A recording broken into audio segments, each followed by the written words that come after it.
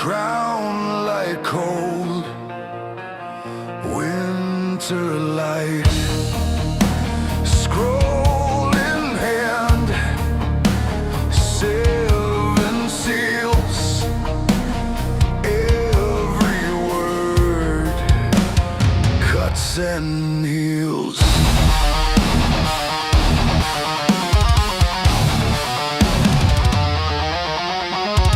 Red horse screams, hooves like drums, sword raised high, kingdoms come, peace unstitched by a single roar. I hear thunder at my door, wars and rumors of wars, spoken like a curse in the dark. Every headline, every scar is another cracked heart in the ark. Wars and rumors of wars.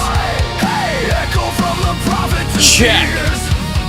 When the lamb breaks the seal, all the old world shakes with our fears.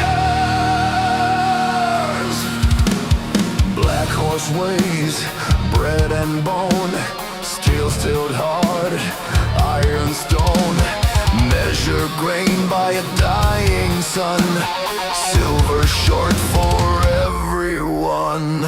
Pale horse waits, eyes like ash, graves awake, tombs unlatch.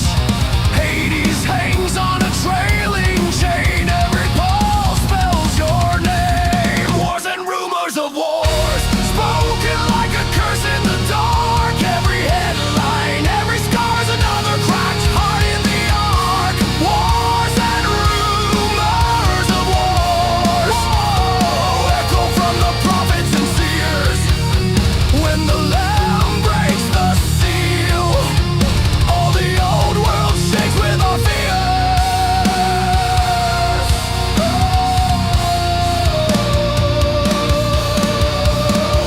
Fifth seal opens. How long? How long? Blood at the altar becomes a song. Six seals shatter, sky like glass. Kings of the earth hide in the cracks.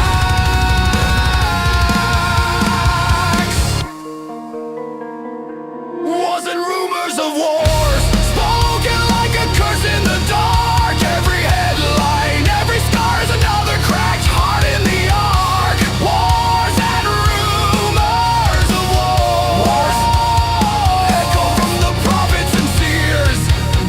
When the lamb breaks the seal, all the old world drowns in its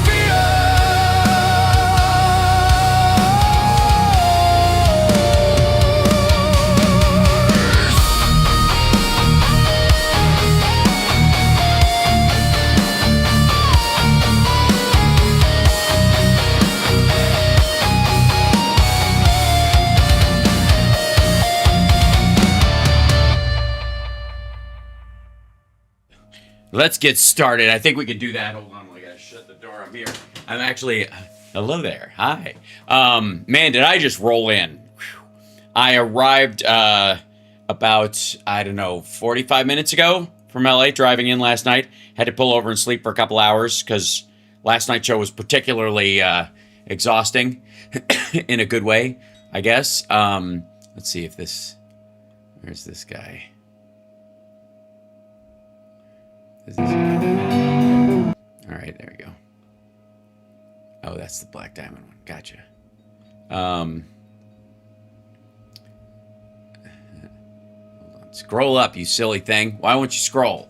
Just do the scrolling. Why in the world? There we go. This guy. Open link. There you go. See if I can show you a little piece of it without getting dinged.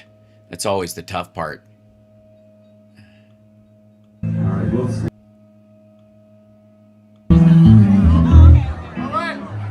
Think this is it? Yeah. Let's go for it. Just see what I was doing last. Thank you, Ginger, for filming this.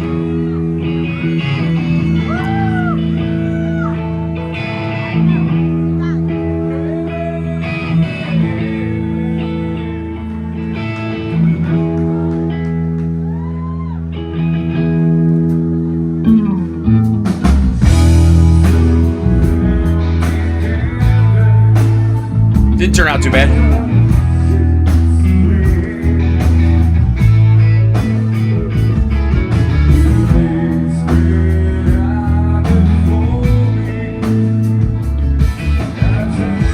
The theme last night was songs in the key of black to celebrate Back in Black.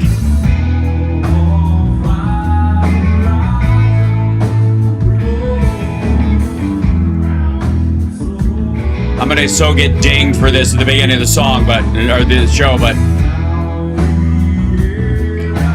so what? Share it a little bit.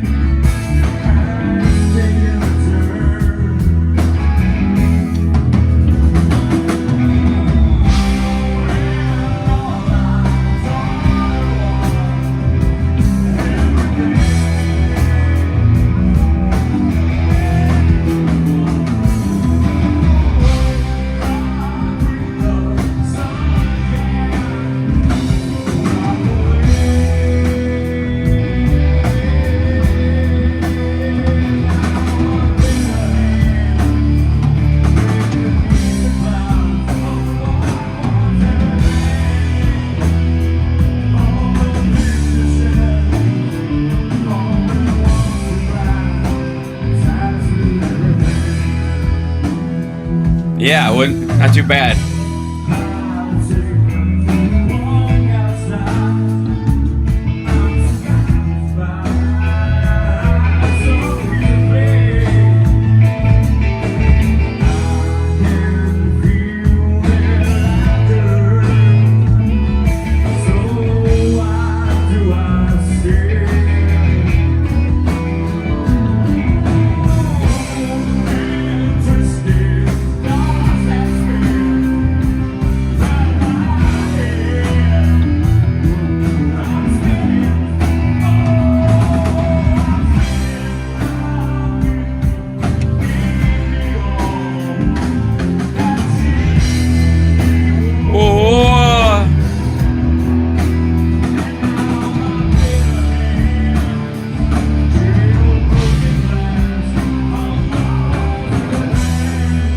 Where's your lighter emoji?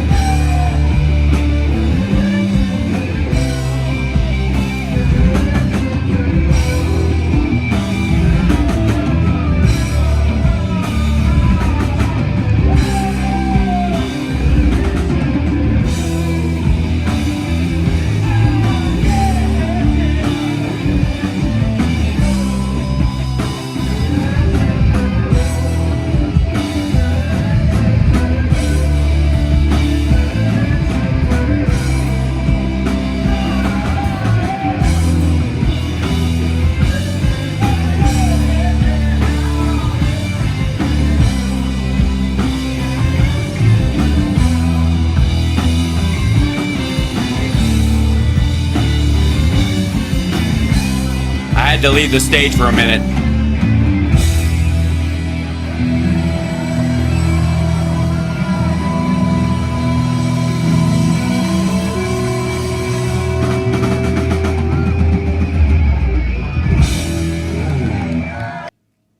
Yeah, so not too bad, you know. That's what I was doing late last night. For those of you that don't know what the jam is, that's you know, we have a different theme every time. We don't rehearse. You get your song and you learn it and then you do it.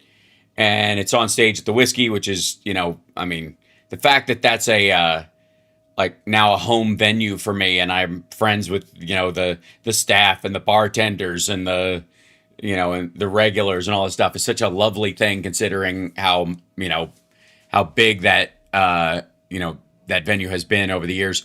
That song's called Black, and it's off of the album 10, and it's one of my favorites. And it was my buddy Tom. You know, who I've been friends with since high school. It was his favorite song.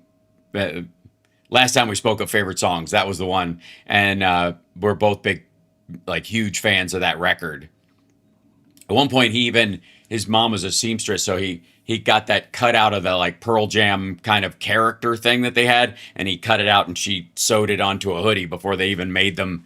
So he had his own, you know, homemade Pearl Jam hoodie that he had from that. And I won't show too much more because, like I said, I'll get dinged by the algorithm anyways. So I mean, so you can cut out the first hour or whatever, but let's see videos. Let's see, we'll pop this up. And then we opened with, yeah, this took its own sweet time.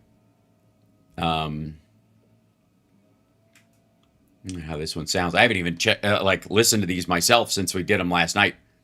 I'm sorry to bring this in. This is my crotch. And I think Mach is going to sing one part. Oh, of it, that's Black Diamond. Hold on, that's different. Hold on, that was the Back in Black thing. So I think it's.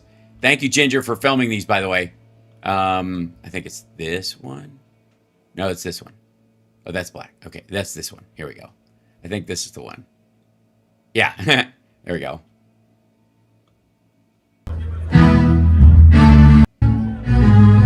They played opening. Speed up.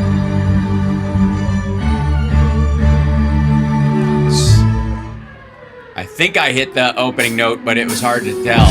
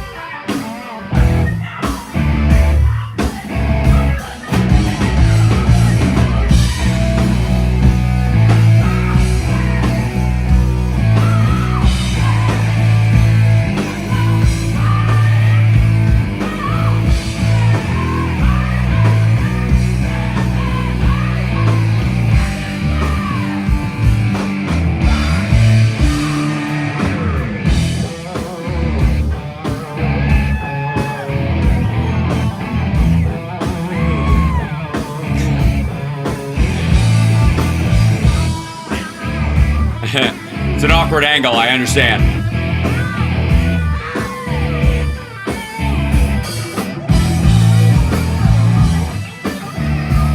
The note coming back into this is the hard part.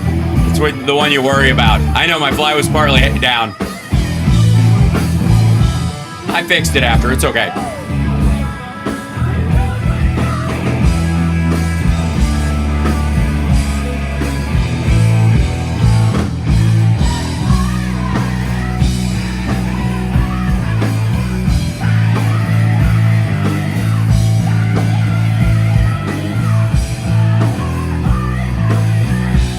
There we go.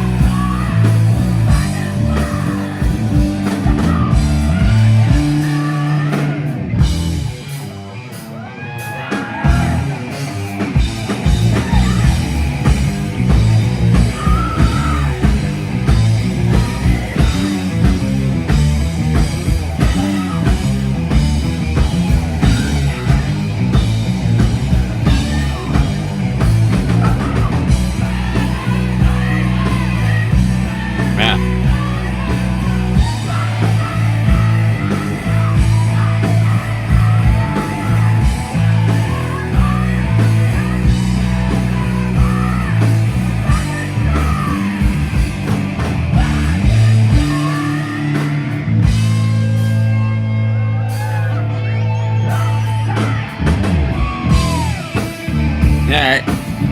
So, so there we go. That was the jam last night. I know I'm gonna get a copyright ding on the first hour of the show because of that, and we'll have to take it out immediately or something like that. But very, yeah. That's in case some of you are like, oh, the jam. What's the jam? And you don't see the clips and that kind of stuff. You don't know about it. That's what I do when I'm away on a Tuesday. And a lot of times, last night, all three of the songs that I did, and then I joined in on another song or two. I knew them all, so I didn't have to learn them like I do last minute sometimes. So, your cat sat on the speaker. That's great. So, yeah. So that's I can whip out the Brian Johnson and the Tom Kiefer pretty easily. That's well within my comfort zone vocally. It's actually not particularly hard on the vocal cords. Some other stuff is, but as long as you're doing it in the right key, and that's the important part, you're going to be okay. But there's a reason why those kind of songs cannot be down-tuned. Yeah. So, because if you do, you'll destroy yourself, which is what happened to me in June when we did Immigrant Song Half a Step Down. Yeah. So, there you go. Oh, thanks, Greg. The Friday's Flapper show was great as well. It's a good time. So you sat on your speakers are good. So, this is the next one. We're not doing one in August, sadly. I think Chuck is gone part of the time, which is okay because I think the week they would do it is like around Summer's. We'd normally do it is around Summer's birthday. So, and she and I are going to go take a couple of days for her, especially considering what she's been through and what a year it's been. So we're going to, it probably works out. The next one is around my birthday. So I'm insisting that Chuck let me pick the songs. And one of them has to be a Winger song because Jake Fawn, who was playing guitar on both of those, is, he plays in Winger sometimes when Reb's not around. And Jake's such a lovely dude. He's got a brand new baby. He and Adi have a 2-week-old. So after he finished those two songs, he had to bug out. He didn't do we had somebody else on the last song of the night because he take care of his kid. Such a sweetie, but he's such a talented dude, and I mean they all are. But I love Jake, and since he was a Winger, I'm like, come on, man, we got to do all of that. So good times overall, and Roman, who's opened for me at Flappers. If some of you watched that, the magician comedian guy, he was there last night as well. Came by and saw the show, and Ginger and obviously filmed it. Stuff was great. So good times. Hi, how you doing? So after that finished at 12:40, I got out of there about then. I got in my car and drove. Chad is asking how Summer. She's good. She's very good. She's in bed right now. Still, she's just resting, but she's fine. She'll get up, and we got a ton of stuff to do today, so she'll be up and around. And so I just hit the road and drove back.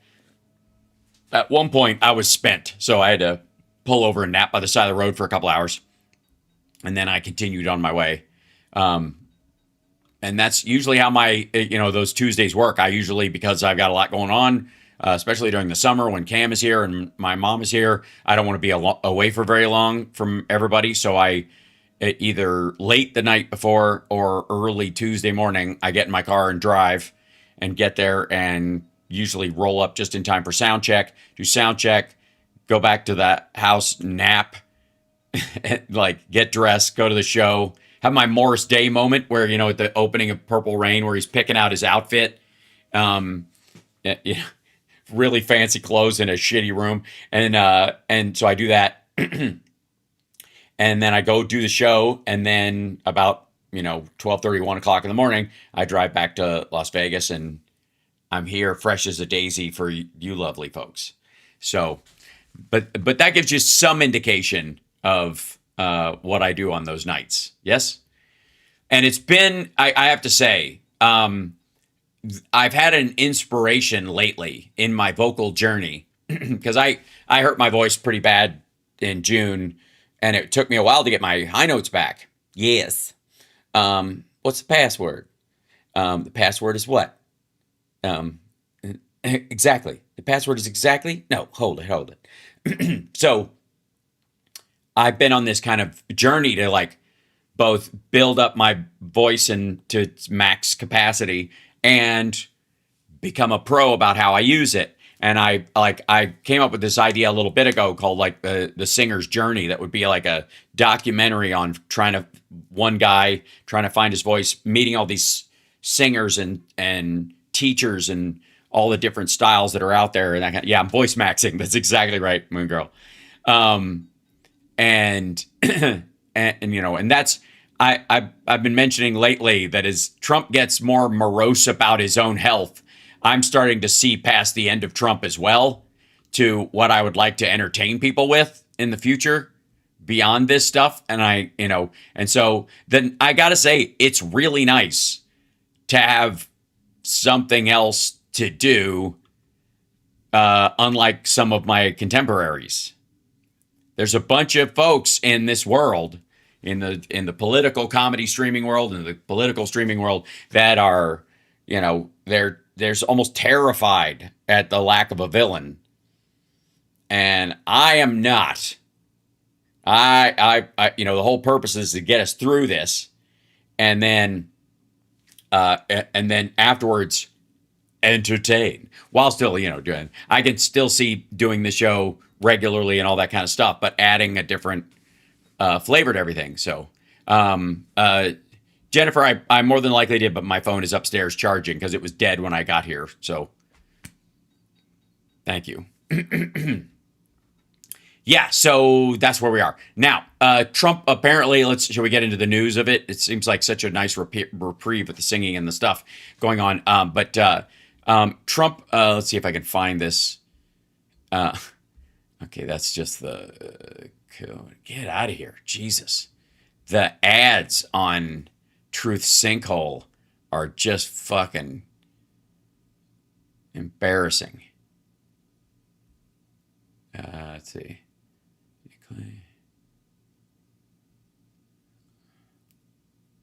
Yeah, I guess he didn't say this. Yeah, he must have said it on that Fox News thing. Yeah. So I had thought that Trump's whole, we're going to bomb the shit out of them nonsense that Trump said this morning came from a Truth Social post, but apparently not. Apparently he just fucking said it on Fox and Friends, I guess, or to somebody. In there. Yeah, here it is. Let's see if I can find the clip. This might be, it'll have an ad in it. Yeah. And wait for it. Dismiss. Why are you playing? Oh, silly thing. Hold on. Mute. Muting a tab for a second. And I'm seeing if it comes up, if he actually said it on Fox, or if he said to me, one thing. Man, these are long ass ads on the Daily Beast. What is that? Oh, it's Adobe, right? Because they have a deal. That makes sense. Okay, so unmute this. Why would this guy be like that? Copilot. Yeah. Oh, Safari's over here. Okay. Yeah, there you go. So yeah, Trump says to Fox, we'll be hitting Iran hard. Okay, that's...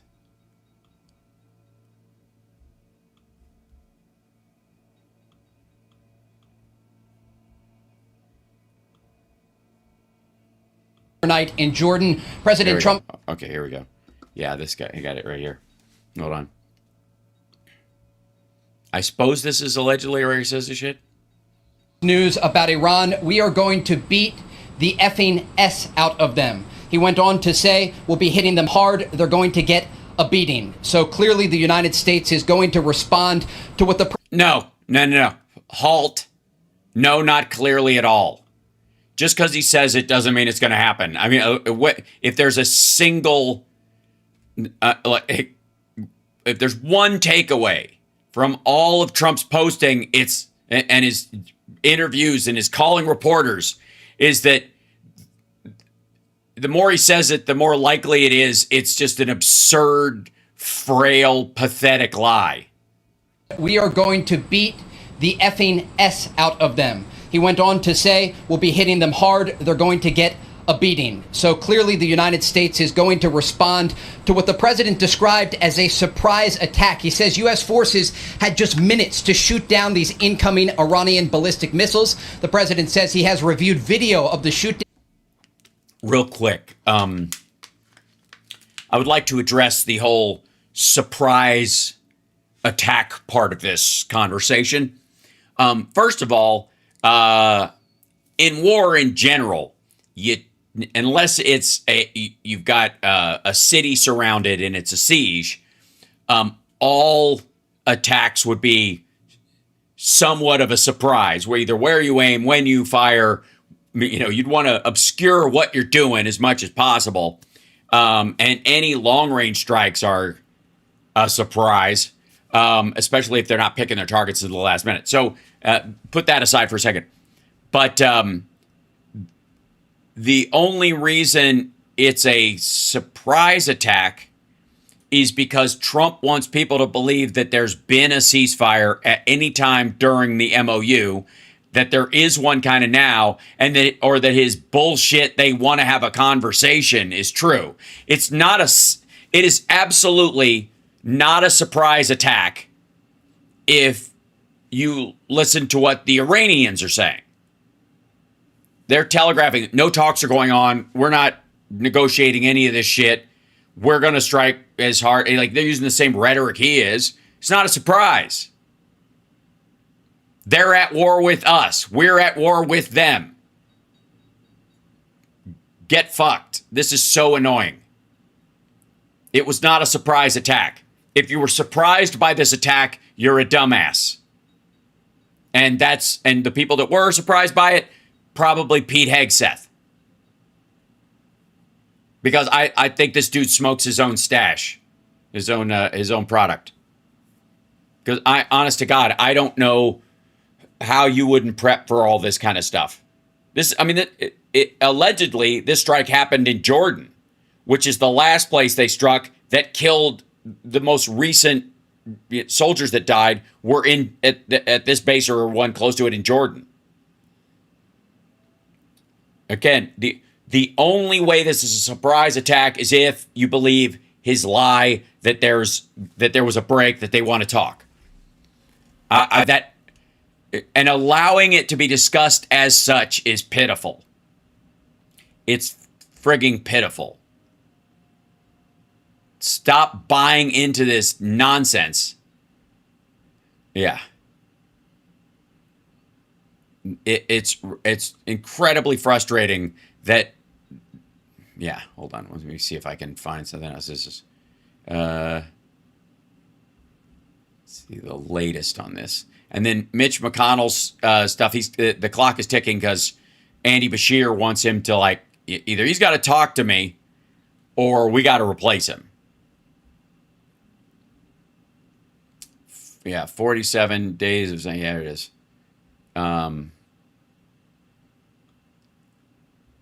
Yeah.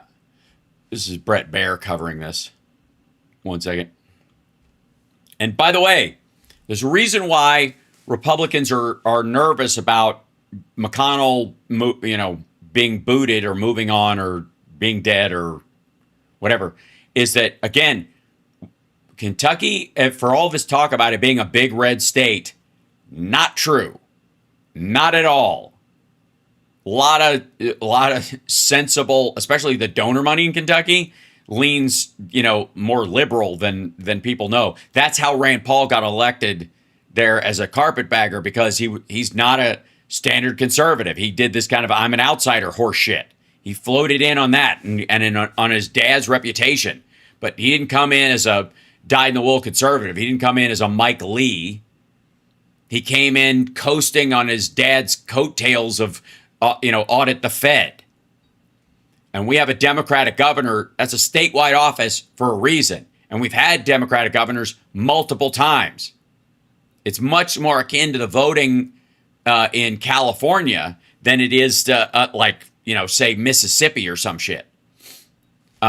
So they're a bit worried, and they should be, that the only candidate they probably had that had enough recognition that could run, to replace McConnell right now is Massey, ironically enough. And they've spent the last, 2 years destroying him because how dare he, tell the truth about Donald Trump's relationship with Jeffrey Epstein. But this is, yeah.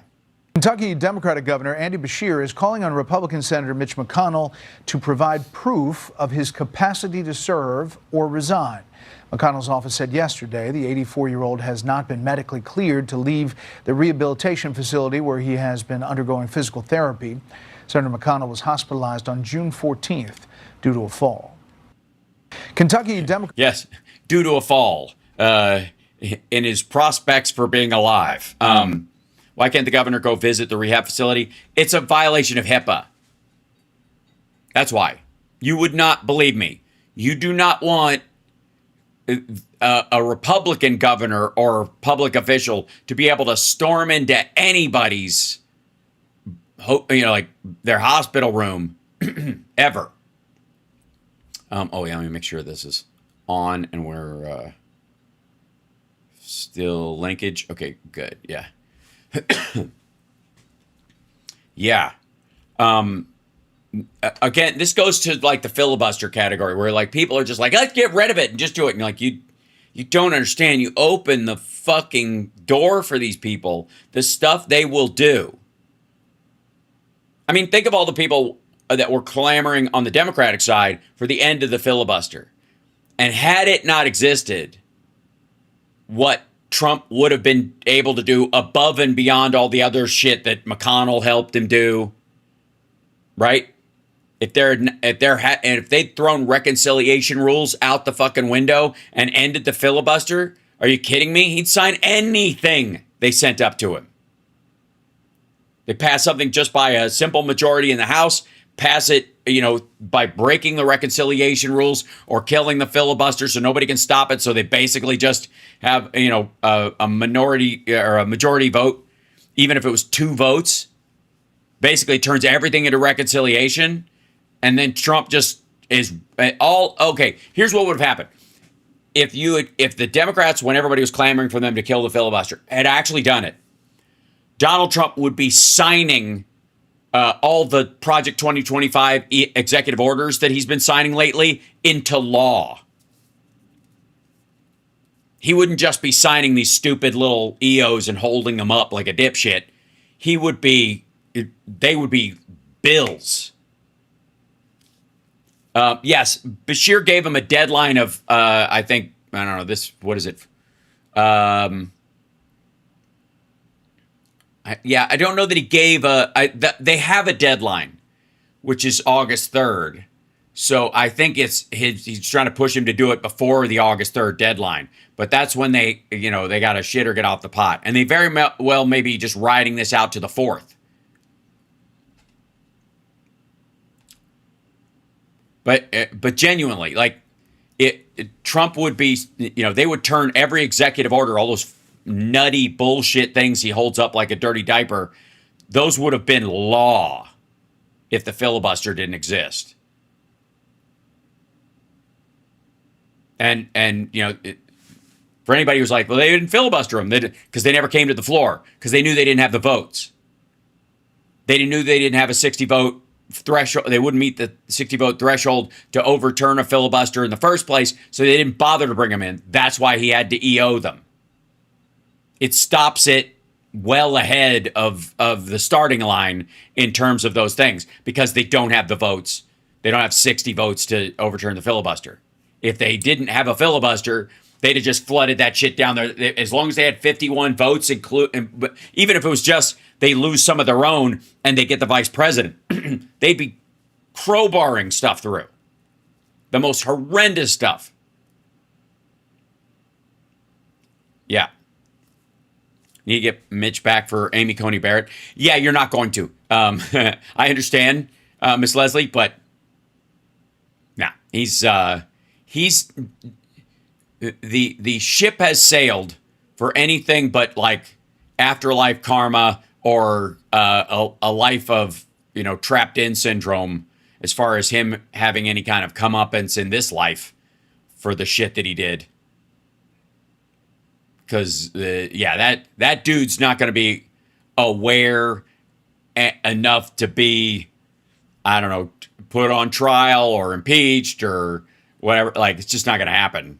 He's just a mess. That ship has sailed. That guy outran the accountability.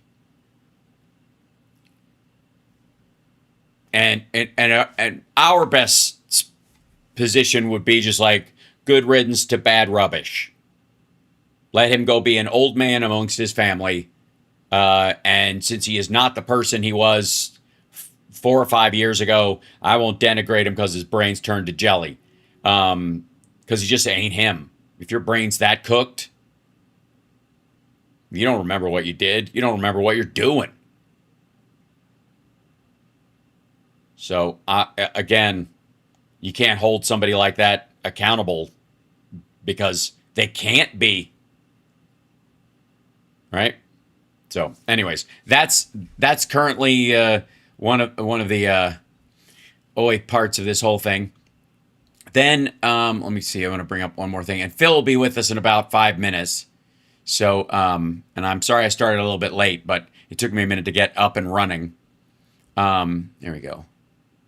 Let's see if I want to look at okay, and the Fauci thing today, I watched a bunch of that driving in this morning, and it was just him taking the fifth because they're trying to trap him into saying something that they can construe as lying to Congress. So he's just like, nah, I'm not going to answer yours. There's Phil in the background. Give me 1 second. I'll bring him in. But so much of this is just them trying to trap him into accidentally getting a detail wrong and calling it a lie. And that's what Rand Paul brought him down there for, and waste of time. But they've got this thing of Fauci pleading the fifth, so I'm sure they'll use that. But again, part of the problem that they have, and Trump, defended Operation Fart Steed this morning on Truth Sinkhole. The problem they have is that Trump listened to him and he put all that stuff in place, and his plans to get shit I don't know, like in place, like we're all going to go to Walmart parking lots and get shots out of the back of military vehicles, which is again like a QAnon fucking nightmare. It's ridiculous. His plan sounded way more draconian than anything that Biden suggested or his people suggested. You think, and I said this at the time, we were going through this together. My show is just starting to get a schedule right about the time Trump was coming out and doing these daily bullshit things. And I was stunned that he was like, okay, here's the plan. I'm a genius. We're going to park these fucking troop carriers, military vehicles in Walmart parking lots all over the country, and people are going to line up behind them like it's fucking Walking Dead or The Last of Us, and get a shot from a military doctor out of the way. Do you think the Rogan manosphere maggots would go for that? It was idiotic. They were the first people to reject the idea. The rest of us are like, I'm not gonna let Trump inject me with some shit. Or like, I'll go get it from a pharmacy. Already, people were nervous about it being approved by him. But like the idea we're gonna get him in fucking parking lots from military, but like, are you nuts? Like, even suggesting that just points to how disconnected he is from reality and what his own people actually think, right? Eric has been there through the whole thing. May of 2020. That's right. When we really started kicking this into high gear. Phil is here, and I'm going to bring him in. Give me 1 second. Here he comes. 3, 2, 1. Live from Ukraine. How are you, my brother? Yeah, I'm all right. Hey, you want to keep talking about Fauci? Go ahead. I only got the headlines. Yeah, so I'm curious myself. That's all there is. So they released his diary, which is just creepy and messed up, and and Rand Paul really made a run at him, and he took the fifth, and I've been doing my own stuff here. Mm-hmm. Is that right? Yes. Is that basically the long and short of it? Yeah. And did the buzzing go away, guys? I think I fixed it, so it should be a little bit better. Let me know. I don't see it on my end. Test. It's all right. I don't. Still buzzing. That's weird. I don't see it as a source on mine. Wednesday. Might be on my end. No, it isn't. No, I mean, my meters go to 0. So let me do this. I'll switch screens, and then we'll come right back to that. Sometimes that fixes it. It's the remedy of this thing. But let's see. Give me 1 second till we do that. But hold on. Put this in here. Give me 1 second. And here I thought I was working with a professional. I mean, come on. Hey, you are. I don't see any audio. Got it. Yeah, I thought I heard. There's always a delay. Gremlins. Yeah. Gremlins. Yeah, it's just a gremlin. It had nothing to do with anything. It literally just needed to go, like, cycle through a scene or some shit. I don't know what that is. And it might just be So I didn't see the Fauci stuff. So I caught the tail end of your discussion there as we came into the new hour. And I, of course, kind of had seen the headlines of it, but I haven't been following closely because, of course, everything's been absorbed by the Lindsey Graham funeral for us here in Ukraine. And, obviously Zelensky being there, there's still the ripple effect from the Loomer visit. There's this incident with the Ukrainians attacking, attacking an Iranian ship. There's what else is there that's been going on? Kupiansk, which is troubling. I'm actually, of all those things we've talked, I think the Zelensky visit to DC and his reception there, and in light of the Loomer visit, I think is really important. I still don't trust Trump any more than I can throw him underhand. I still think Trump is compromised by Putin, but I think maybe even Trump is starting to realize that Putin is screwed, and he's I don't know. We'll see. Is he going to take the chance that Putin is going to spill the beans as Putin goes down because he's going to lose this war? I don't know. And Zelensky's cachet seems to be growing. So, the realization that the Ukrainians are incredibly effective on the battlefield is also a factor in this. But what bothers me above all else, I wish it was because of the ethical reality of it and the fact that the Ukrainians are the good guys in this situation. Nice? They were attacked. Right. But I will take whatever we can get in terms of Trump. I think it boils down to that Trump just wants to be on the side of the winning team. And increasingly, he and his team are convinced that Russia fucked up, that they're not going to be able to win this in any measurable way. It's going to be a grind unless they give in and fuck off. And that's just, and so and Trump knows that Ukrainians are sharing tech with us. And so between those two things, and that the Iranians and we that need the them. Iranians and the Russians are sharing information to one another. Because Zelensky apparently Zelensky came with Ukrainian military intelligence evidence that on at least, I think it's 3 or 4 instances that the Iranians received targeting data from the Russians that actually killed American service members in the Gulf. Yeah. So he came with the receipts. There's that as well. But again, the thing that I think that's great. I think that, however, by hook or by crook, if we can get Trump on board to actually supporting Ukraine, I'll take it. But I still, I still think he got into office because the Kremlin interfered in the 2016 elections. So, that's a big problem for me. That's a hurdle. That's a huge hurdle for me to get over. The other thing that is bothering me, though, is the situation on the front in the forest in the fortress cities. It does look as though Russia has taken Kupiansk, which is the farthermost southern city within the so-called fortress cities that defend against kind of this kind of open ground that happens after that, leading all the way to Kiev.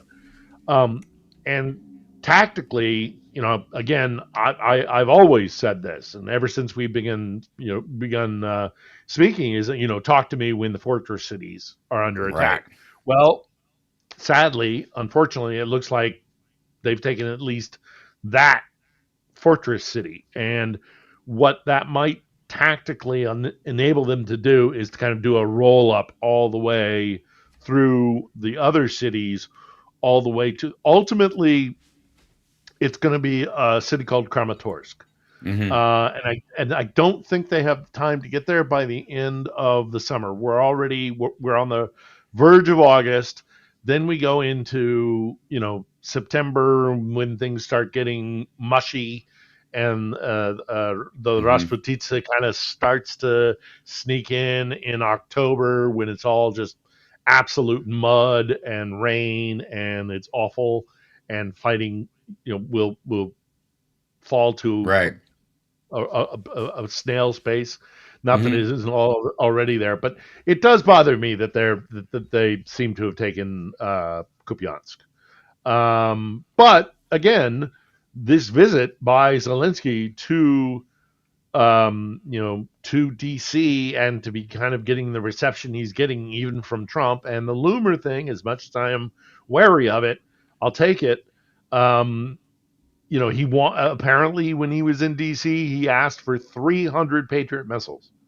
I mean, the difference that would make in this war will be as we move into, because we're at the edge of the fighting season. In about another 6 to 8 weeks, the fighting season will slow down to, it'd be significantly inhibited by the environment. Okay, so Ukraine has to hold on for another 6 to 8 weeks. Yeah. Then after that, or during that period, they do get 300 Patriot missiles, then the winter will be a completely different beast than what it was last winter.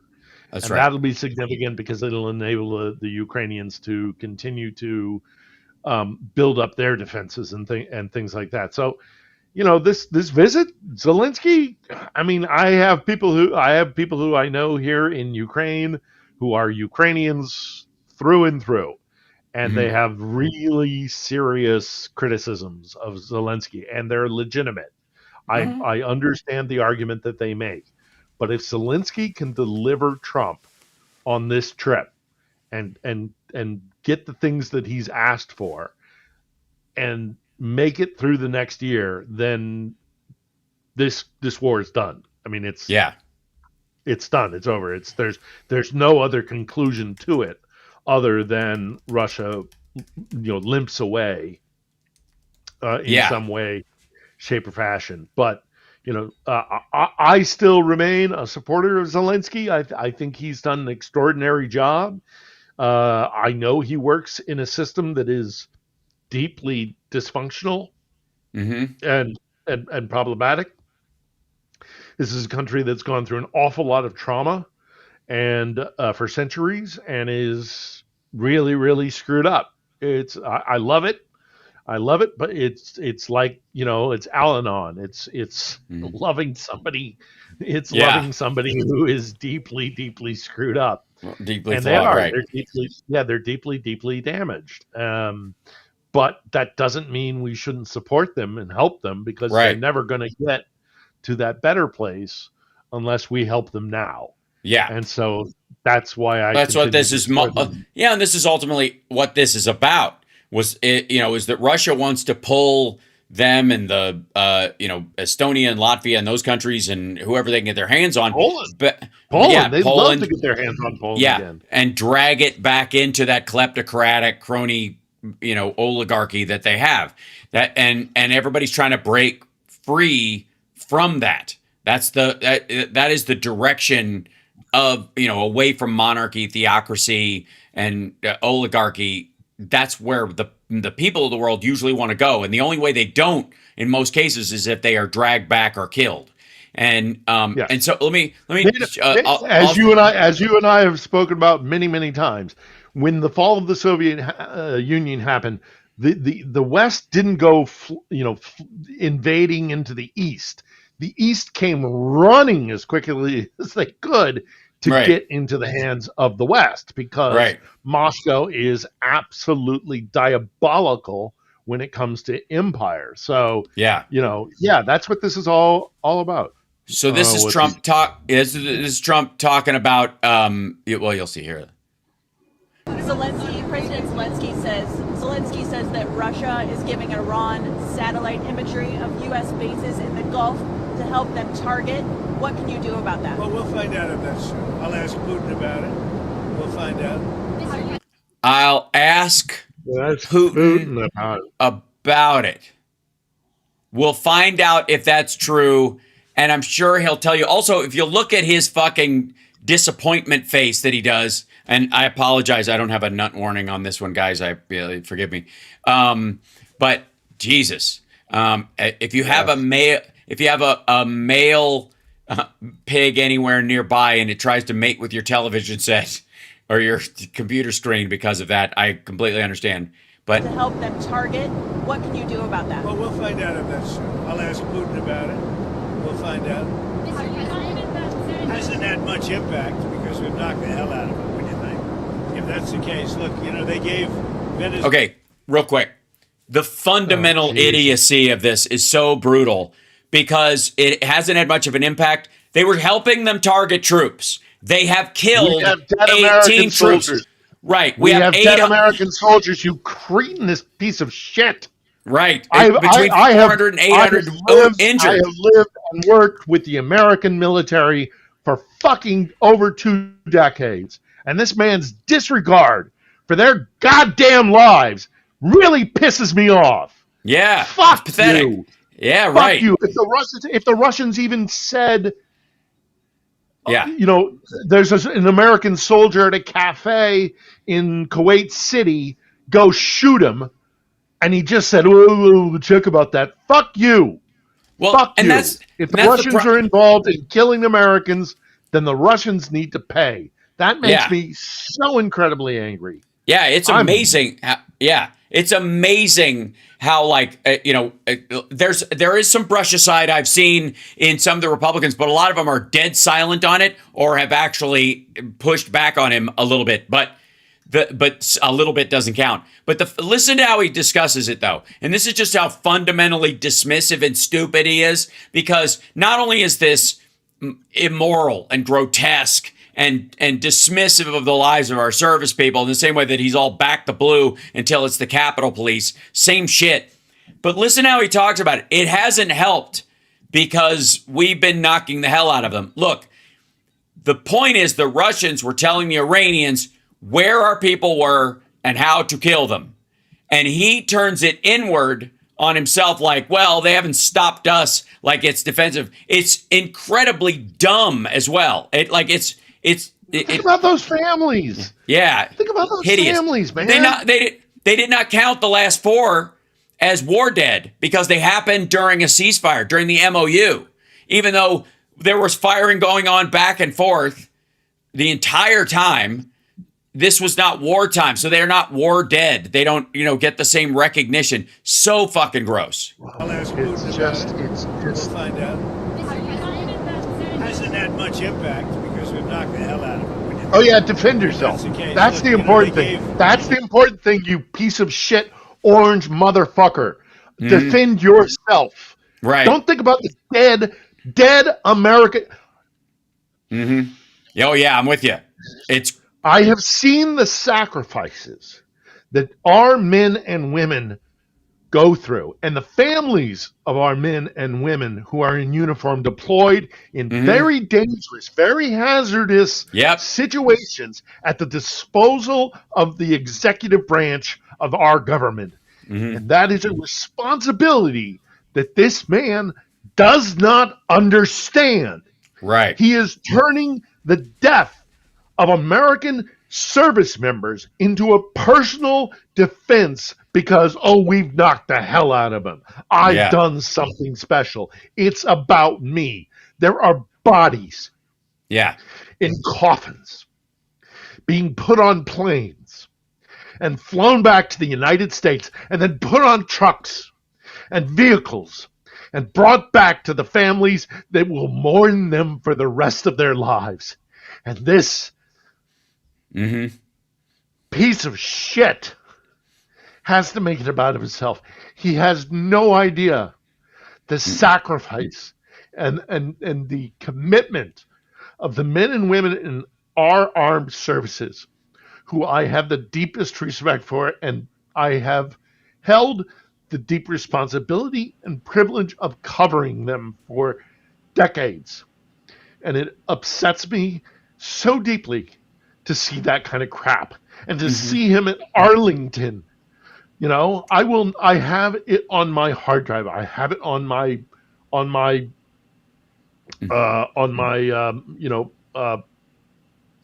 homepage. Yeah. Smiling in Arlington. Doing a thumbs up in front of a grave. Right.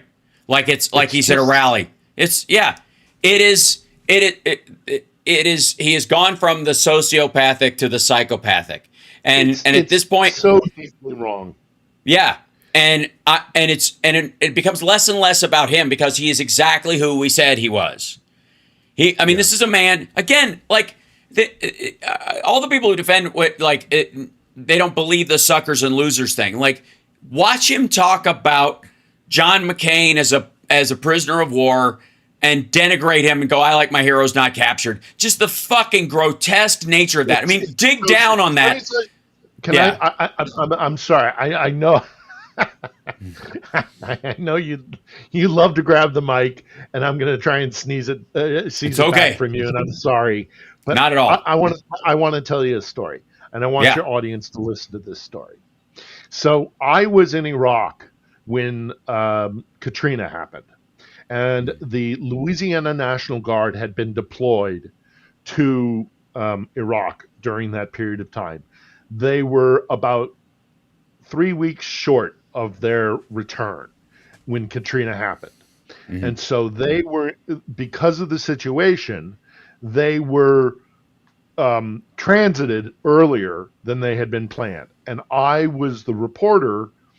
I was a producer for CBS News at the time, and I was the journalist along with the cameraman who was the way it works is that they will determine the network who will do pool duty. So instead of everybody going, you just have one team that goes, and then it's distributed to everybody else, right? So I was the pool producer on the trip back from Baghdad International Airport to Shannon Airport in Ireland, and then onwards from Shannon to it was Bangor, Maine.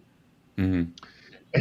A funny part of it is we landed in Shannon and we had about 45 minutes for transit while they refueled, and all the soldiers went running for the first pub they could find. Yeah, right. Just like bless their hearts. And the funny thing, right. The Irish, God bless the Irish, they already had pints and pints of Guinness along the bar, and all the soldiers had to do was run up and just grab a pint and shove a bunch of booze, because you're not able to drink when you're in not officially, people do, but you're not allowed to drink officially when you're in a combat zone.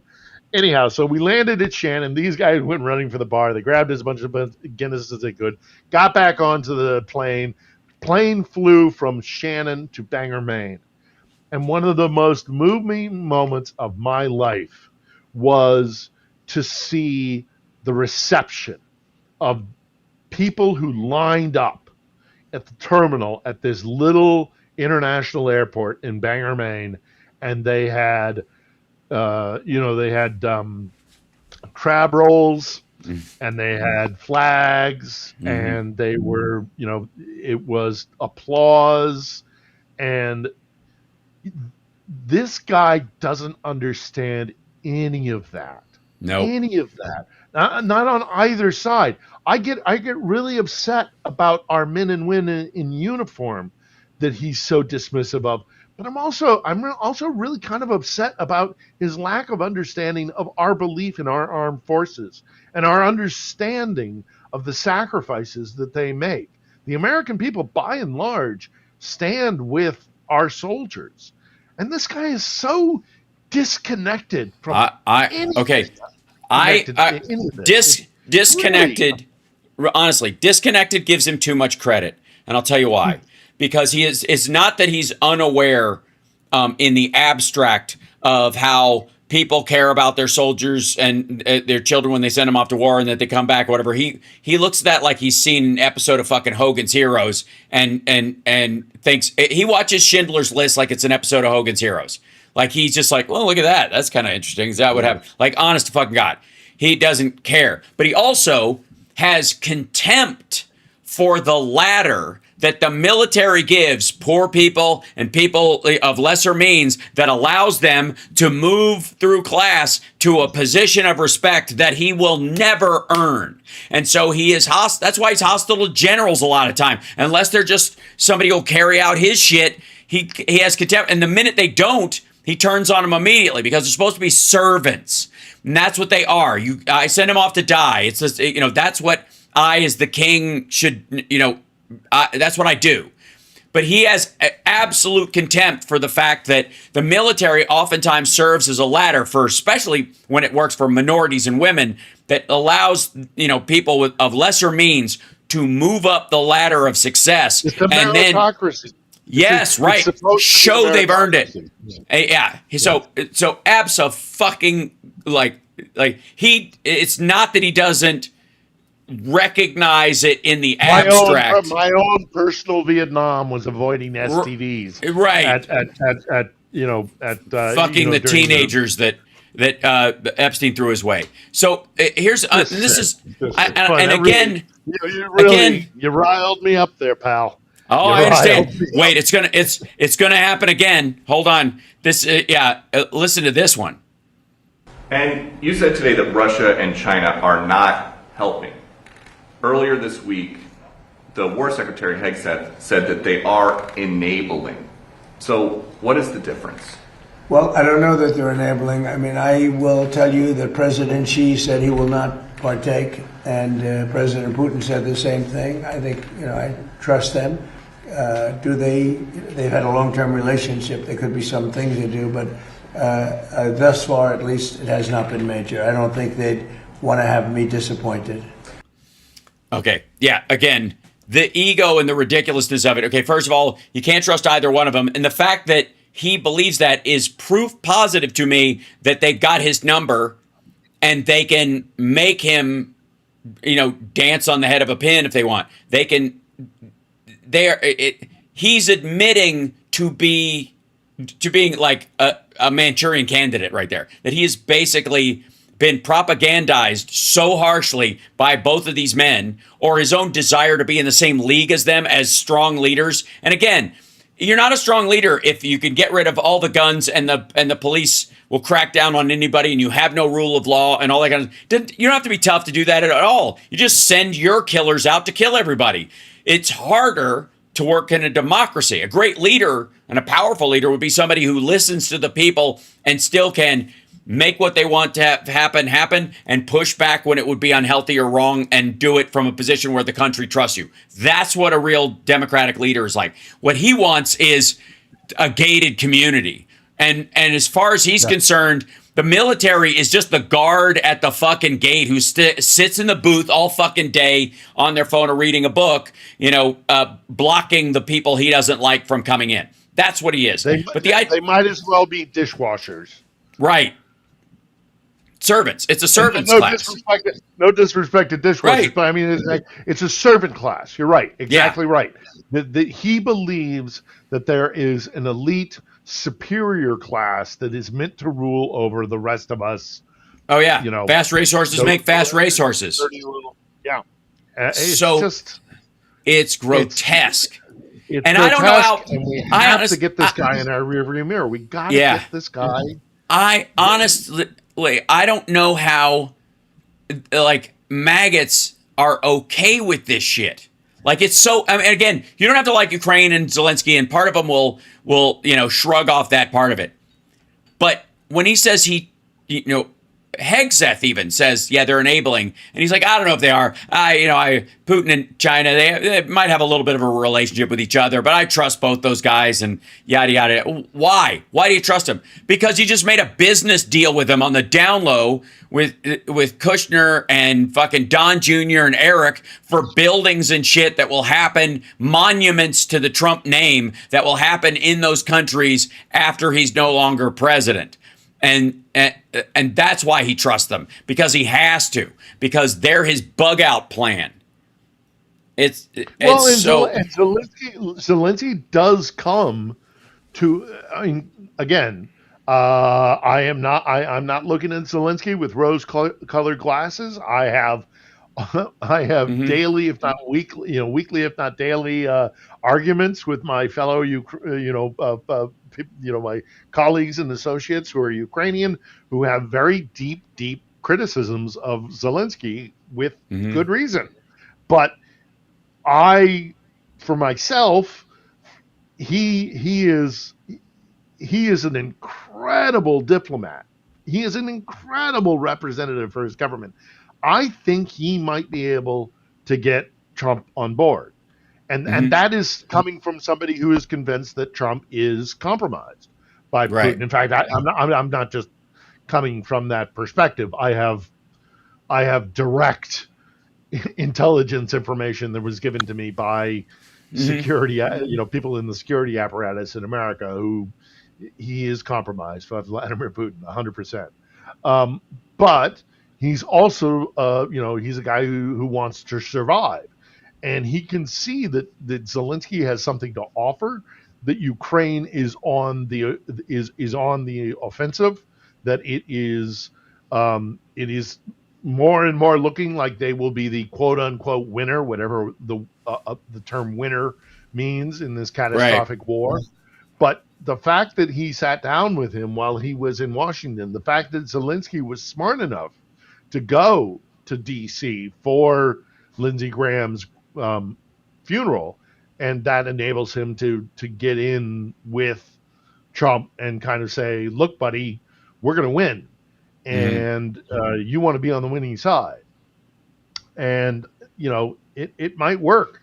So all credit to Zelensky. If he can get those Patriots, man, that will change so much about this war. So that brings me to the Lindsey Graham part of things. And so, Lindsey Graham, for all of his troubling aspects and his obvious tortured existence, one of the things he's always been is, very, he's been a Russia hawk. He's aware of the threat. He's been very pro-Ukraine through and through, even when it separated him from the president a bunch of times. He's been a huge suck up on everything else, right? But when it comes to Ukraine, he never backed down on that part of it. And it was, there's a myriad of reasons why perhaps that maybe some will know, some we won't. McCain was a part of that because McCain was his, was his buddy. And McCain was, McCain actually predicted this entire war. Yeah. So say what you want about John McCain. I have my issues with John McCain as well. Yeah. But there was some real honorable stuff that he did. And one of the things was exposing the fact that Russia as an imperial power is a threat and is a threat to us. That it just because the Cold War ended didn't mean that Moscow stopped being a threat to the United States. It, of course, still is.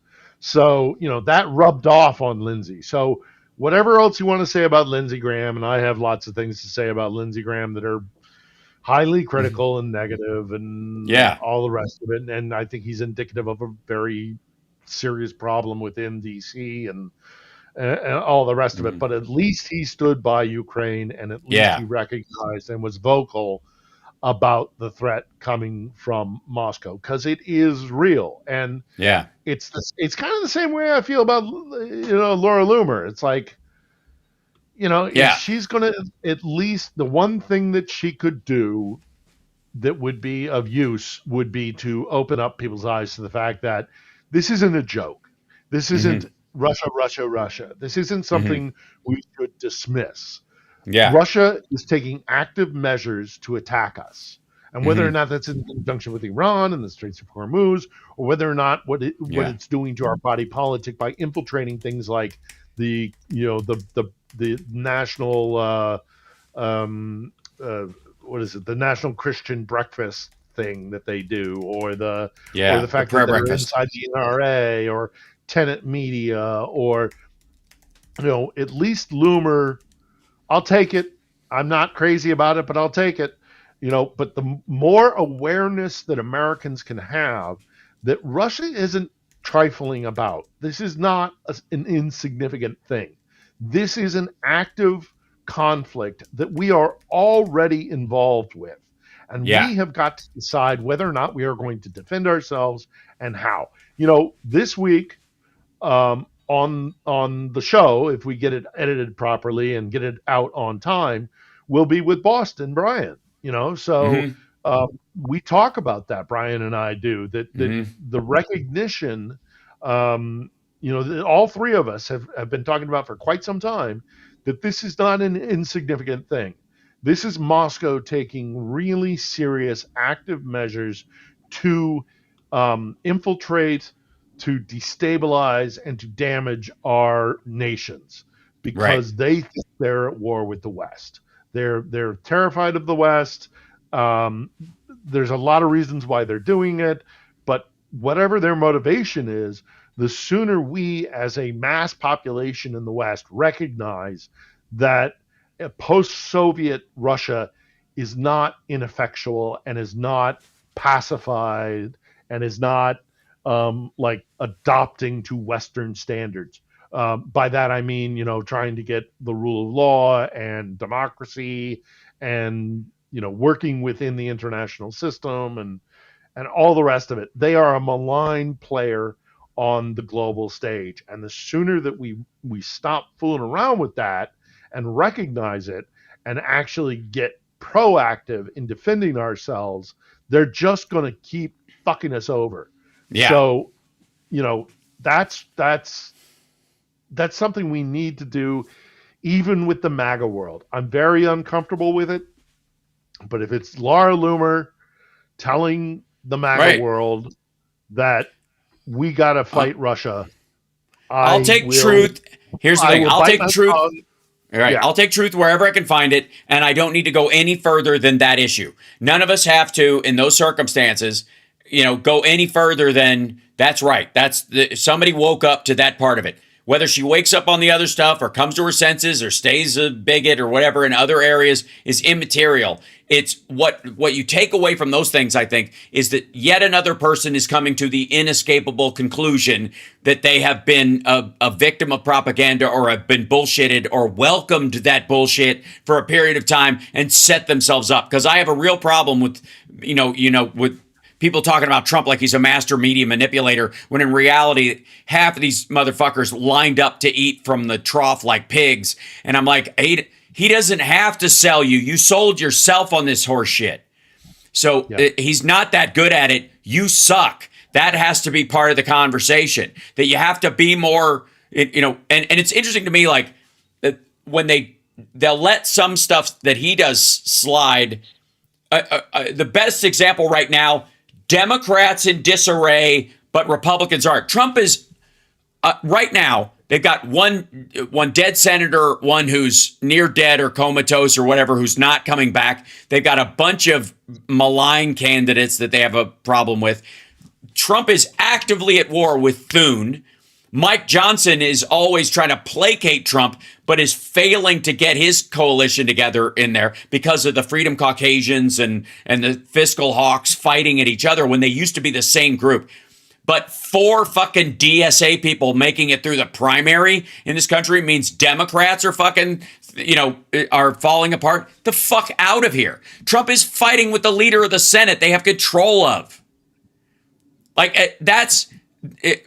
Just fucking please is the thing. Okay, in the middle of this, though, something happens, which happens occasionally, and it's a good sign in this regard, I think, is the Graham, the sanctions bill from hell that he had passed with 89 votes. Pretty much unanimous, except for the dead one, the near dead one, and one person voted against it. Big fucking surprise. Rand Paul voted against the sanction package. And again, performative horseshit. Just a fucking tap dance. Now, I know in some of these cases, when you have the single holdout, and there have been different versions of different things where you give somebody a political pass. Look, we've got the votes, so you can make your little fucking stand. But in reality, the sad part is if you were honest with your constituents, you would vote for this, but you can't be because you floated in on a lie or you sold them a bill of goods and they have to believe you're at least swinging for the fences. And that's what he's like, well, I'm against all of this. Like, shut the fuck up. No, you're not. Because if you were, you would be filibustering, anything until, like, the SAVE Act, until the Rand bill gets passed to limit his war powers, like the war powers limitation on Trump, right? That if you really were like, I'm against this stuff, then you would take active measures against the passing of the NDAA and that kind of stuff, which he absolutely does not. He just sits there with a thumb up his ass. You block it because the filibuster does exist. Just because it's your party's bill doesn't mean you got to take it. That's how you know it's a lie. And that's how you know that ultimately he would vote for it, but he's using it as a way to manipulate his voters. But inside this, this was his big, sanctions bill from hell. Let's see. To celebrate, Graham called Richard Blumenthal. The White House said they were backing this bill. And I've never seen him so exuberant. Blumenthal said in an interview, he said to me, this is a big fucking deal. We all did good. Using the Joe Biden phrase, which is very telling because one of the nicest things anybody in the Senate has ever said about Joe Biden came from Lindsey Graham, talking about what a good man he was genuinely. And he meant it, which is something Trump can't fucking grasp at all. So, and then the Ola Stefanishina,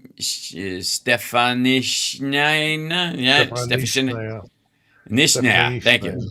Thank you very much. And Gesundheit. We didn't have a lot of confidence that it was even possible. Senator Graham's persistence and leadership brought everyone to this point. Tuesday, the Senate voted 86-12 to take up the package, which would allow the administration to impose up to 100% tariffs on the top 5 purchasers of Russian oil and natural gas, among other penalties. It also extended sanctions on Iran after a late push from the Trump administration. This is And then, of course, this is as much as the Russians like to, and the Vatniks and the pro-Russian people around the world like to say that like they're invulnerable to sanctions. They're not. They're right. I mean, one only needs look at the massive lines at gas stations to realize they're in a real bad. Well, let me use the reader. Economic situation. This is going to be worse. Yeah. They're in trouble. Here's Rand Paul's reasoning for voting against this. There was one notable nay from a GOP lawmaker named in honor of Graham, who died unexpectedly. Paul, who was previously raised issues with former versions of the bill, argued the legislation is the, quote, latest counterproductive attempt to hold Russia accountable for its war against Ukraine, now well into its 5th year. Word salad fucking gibberish to try and seem like he's thought shit through. Because Russia is invulnerable, and Russia is a power that cannot be resisted, and Russia is a force of nature, so why even try and fight them? That's their mentality. And also, it's a counterproductive attempt to it. They've worked. The sanctions have fucking worked. Okay, the legislation is a tariff bill. And listen how he phrases this. This legislation is a tariff bill that seems to have been written with such blind rage that rather than compel a change in Vladimir Putin's behavior, its punitive measures would make American families poorer and undermine our national interests. Why? What the fuck? Like, besides, I guess, more oil on the market, again, when we're already headed towards a glut, which is why the price of oil has not gone up to where people thought it was at the beginning of this. Oh, and let's not provoke Vladimir Putin. Yeah. Let's not provoke poor little Vladimir Putin, who has rape squads running through this country. Yeah. Who keeps me up. I haven't had a good night's sleep in fucking who knows how long. Mm-hmm. Oh, but poor Vladimir Putin, it's punitive. You're going to push him. It's going to be the last straw. Punitive. It should be punitive. Yeah. Because he should be punished for what he has done in this country. What the hell? Who is Rand Paul? Like, Rand Paul has more sympathy and support for Vladimir Putin than he does for his own country, or frankly, the people who are victims in this country, a country of 40 million people who have there is no justification for the suffering that is happening here. But let's not upset poor Mr. Putin or be punitive against Russia, because Russia should not be trifled with, because they're big and they're scary and they have nukes. Oh, and they're a sovereign counterbalance measure to the hegemony power of America. Oh, go fuck yourself, you piece of shit. Get the fuck out of office. So I know it's so, and interestingly enough, like in theory, the America First crowd and the MAGA crowd and the Republicans, it's not like they shy away from imperialism. They just, Rand Paul just likes to do it under the radar instead of the over the top stuff. But I don't know. That seems like not having a rival in the world, making sure China doesn't become a rival, making sure Russia, continues its descent so that we stand alone as the lone superpower, would seemingly be in line with the dream of MAGA and making America great again. And Not even that I agree with it. But yeah, I'm not. Right. Yeah, I agree. That should be in the MAGA rulebook on their fucking checklist.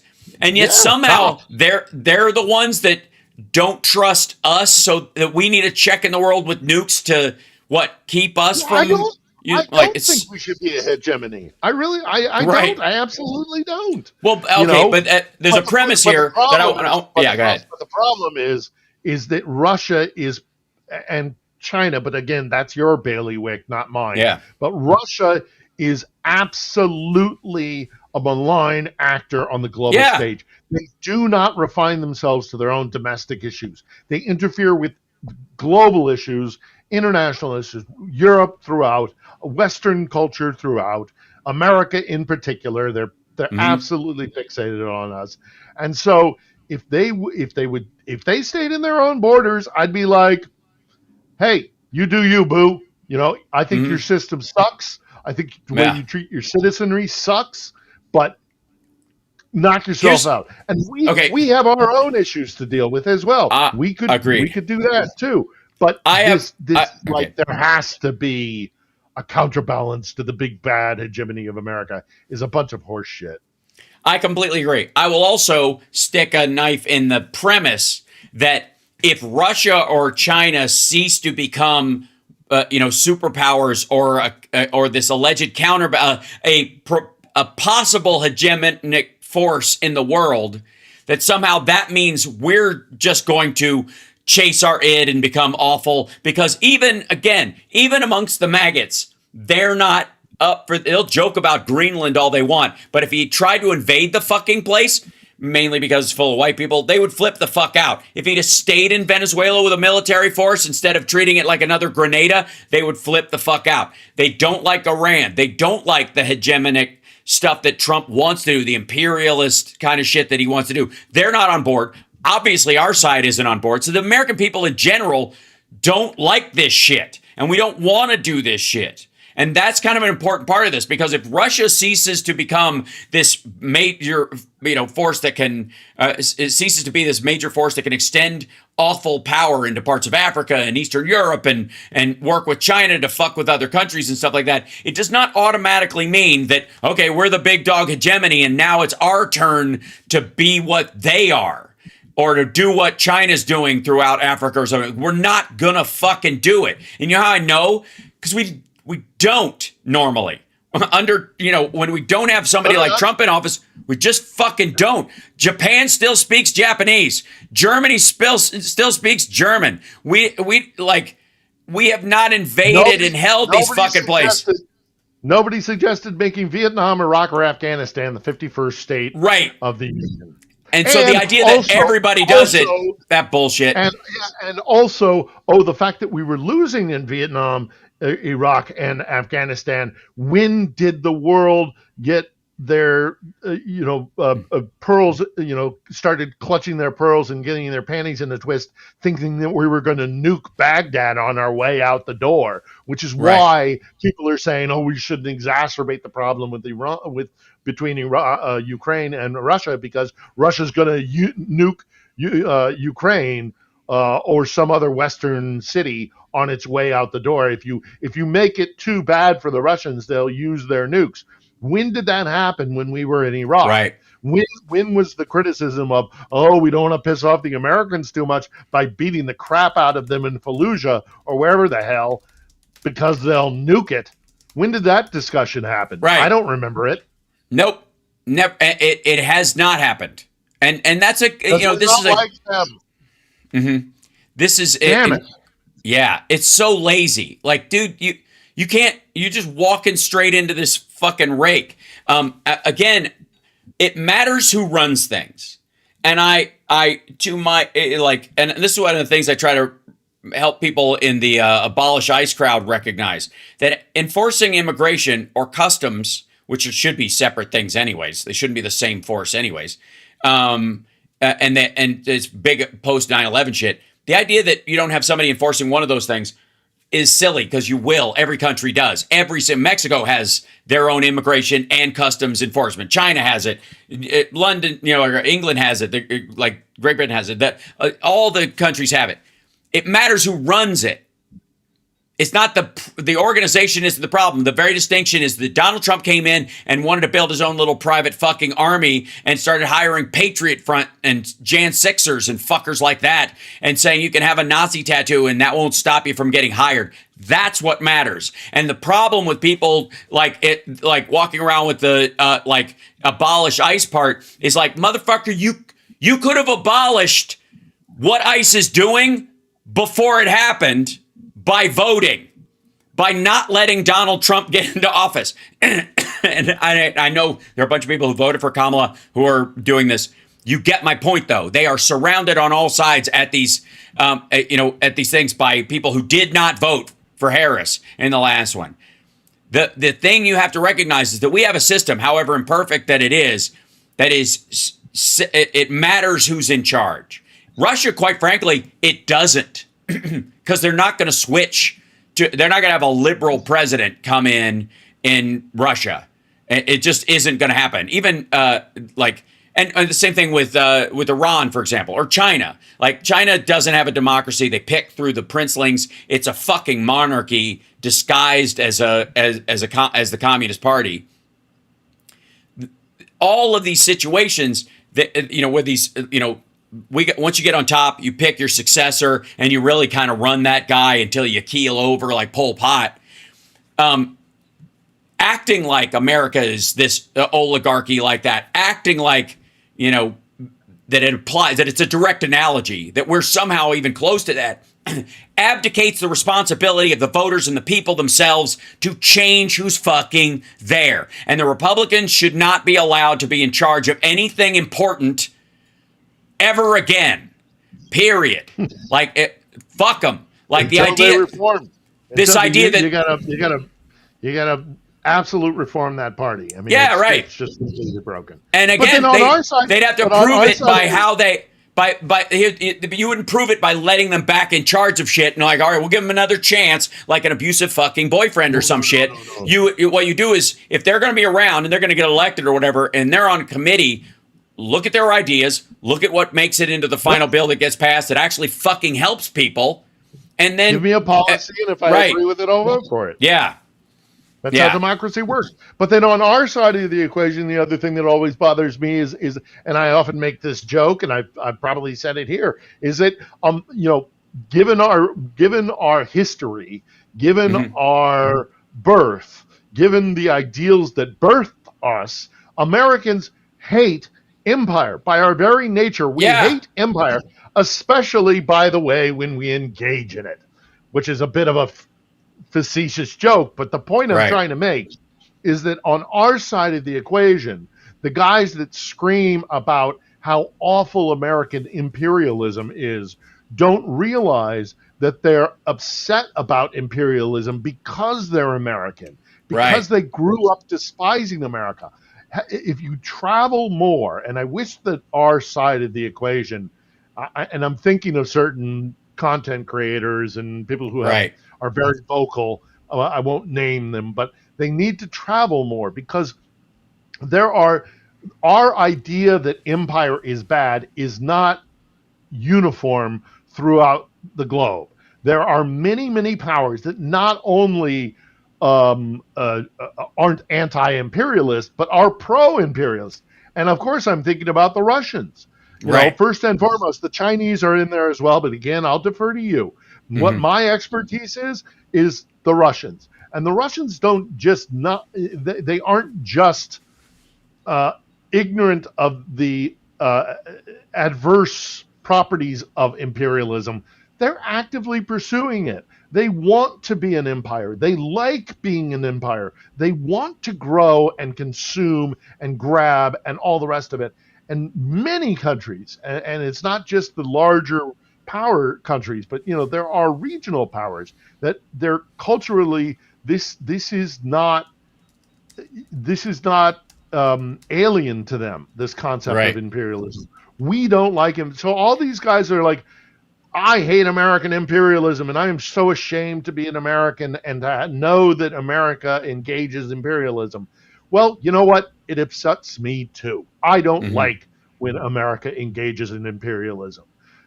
But I recognize that I don't like that because I'm an American, because I have these beliefs that are instilled in me from my very, very young age that imperialism is bad. I wish more of the people on our side who lose their mind and are visualize America as a malign actor on the globe, which I'm not saying we aren't ever that. We do. I've borne witness to it. I've seen us do some really, really stupid, bad stuff that we shouldn't have done, and it upsets me. Yeah. But that because I'm an American and want my country to do better. But these guys are like, it is an inherent thing that America is a malign actor and a bad actor, and so not recognizing that those values are instilled in you because you are American. I wish that understanding, I wish that consciousness was more prevalent on the left in America, and it isn't. And I think I also think that's problematic for them because there are those guys who may be, right of center, who are, flag waving, 4th of July, barbecue, football, apple pie, all the rest of it. And they see people bashing America because they hold the values of America in being anti-imperialist. And those center-right guys who have their, apple pie are going, I don't understand this because I love my country and I think America is actually, the ideals of America are really good things. And so that puts me in contrast with you. And that's causing some of our division. And I wish that the left would be a little bit more understanding of that as well. And I'm talking about kind of extreme. You and I are moderate, practical leftists. We want change. We are accepting incremental change. But oh, it's not okay. Real quick, I don't accept incremental change. I insist, and feel free to at me, change my fucking mind that it's the only kind of change that sticks. And if you don't want to fucking yo-yo with other people's lives, especially, all right, if you're not poor and you're talking about poor people's rights and you're trying to help fucking poor people, and then you do this dipshit executive order last minute tax stuff on, and then you hand over power to the other party that will gut it, you're basically just setting poor people up, pulling the rug on a fucking 4-year cycle. If you're not consistent with your vote towards the party that is most likely to support poor people, then fuck off, because you don't really care. It's a goddamn bumper sticker. You don't care about the working class or the fucking poor, or you wouldn't pick I want what I want. Right. And I want it all right now. It's not them. Those aren't the ones that are that part drives me fucking crazy. The faux aggressive nonsense. So I am not saying it might be just because we're both Gen X. It isn't, because there might be a percentage of it that's because we're Gen X, but yeah. I mean, it's just. No, because here's the thing. I make the case all the time that, like, love or hate Mamdani all you want. He's a fucking mayor. He doesn't have a federal say. If he pilots things and they work, I hope they pilot them in other cities, and that's a good thing. Knock yourself the fuck out. But any of the DSA people that are going to be, if they make it to the House, they're going to be the new squad. And if we don't have a margin over more than them, and the squad has matured quite a lot. They vote with the quote establishment all the time. You know why? Yeah, because it pisses off the far left. Well, because the establishment is that way for a reason. Because this is what we can get in a democracy with other people that also have a say. Diversity is our strength. That includes the people you fucking hate in a democracy. Sorry, that's how it works. I may not make it to the top of the hill with you, but God knows. Yeah, we'll get there step by step. So absolutely, I make the case, as much as I love them. Pilot those programs. Do your best and make sure that Madani's in there long enough, and he's got a city hall that whatever the city council and the borough presidents or whatever their operative thing, like the alderman system in Chicago, whatever that is for the boroughs, that he has the support structure to do it. Otherwise, you're setting him up to fail too, and they'll set these things up and then they'll fail, and everybody will go, they failed because they suck. Instead of, no, they failed because the voters showed up for one election, disappeared 2 elections from now, kind of came back a little bit and then went away. That's why these fucking things fail. It isn't on the merits. And any system, I make the case, and I will gladly have this debate with anybody.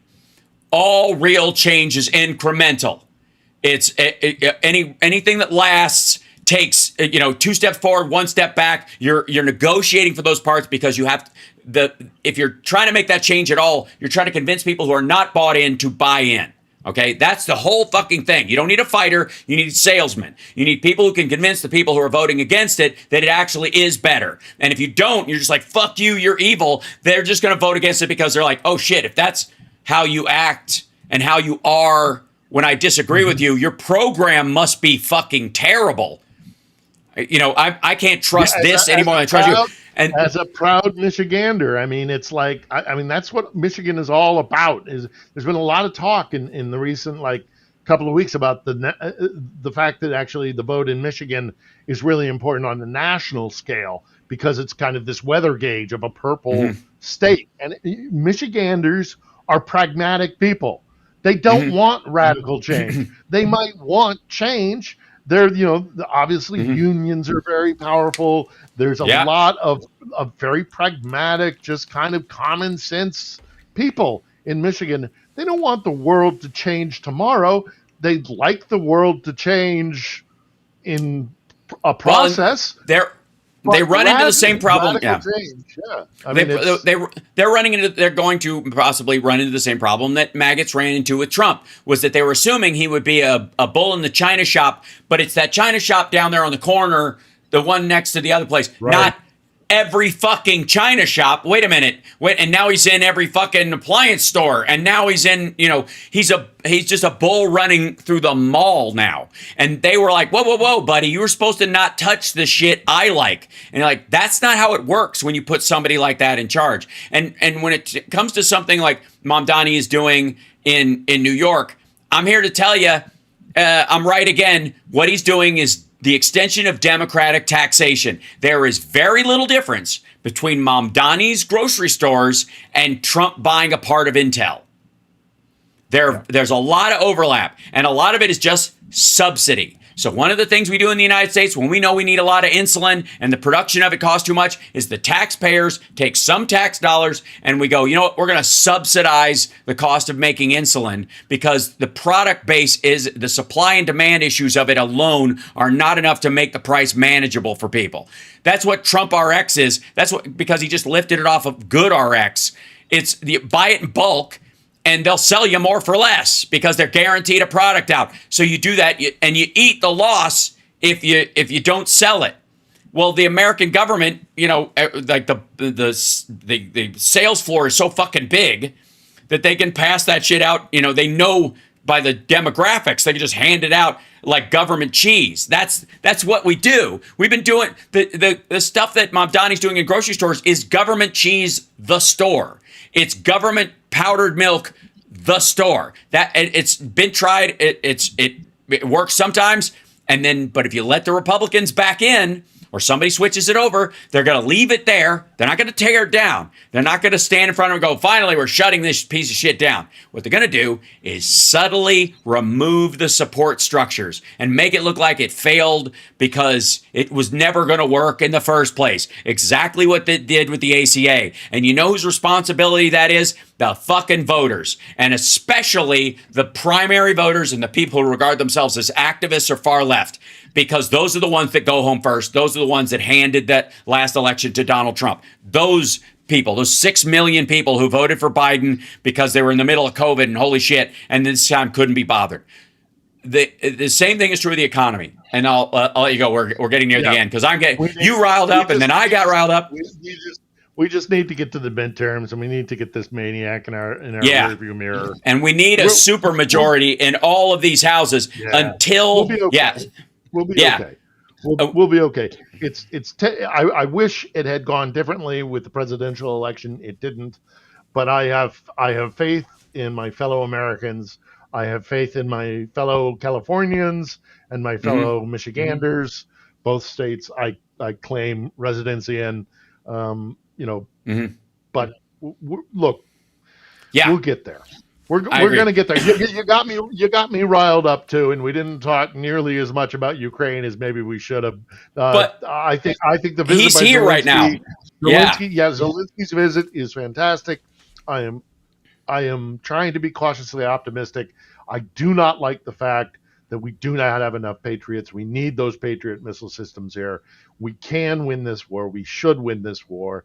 This is the reason why we get on. You and I get energized and excited about because I care about our country. We're patriotic Americans, and I think that a success for Ukraine in this conflict is a success for the entire Western world, and that includes the United States. I'm not just here for Ukrainians. I'm here for the West, and by that I mean my own country. When it's done, I'm going to go sit on a lake and sip a beer and dip my toes in Lake Huron and just while away the years.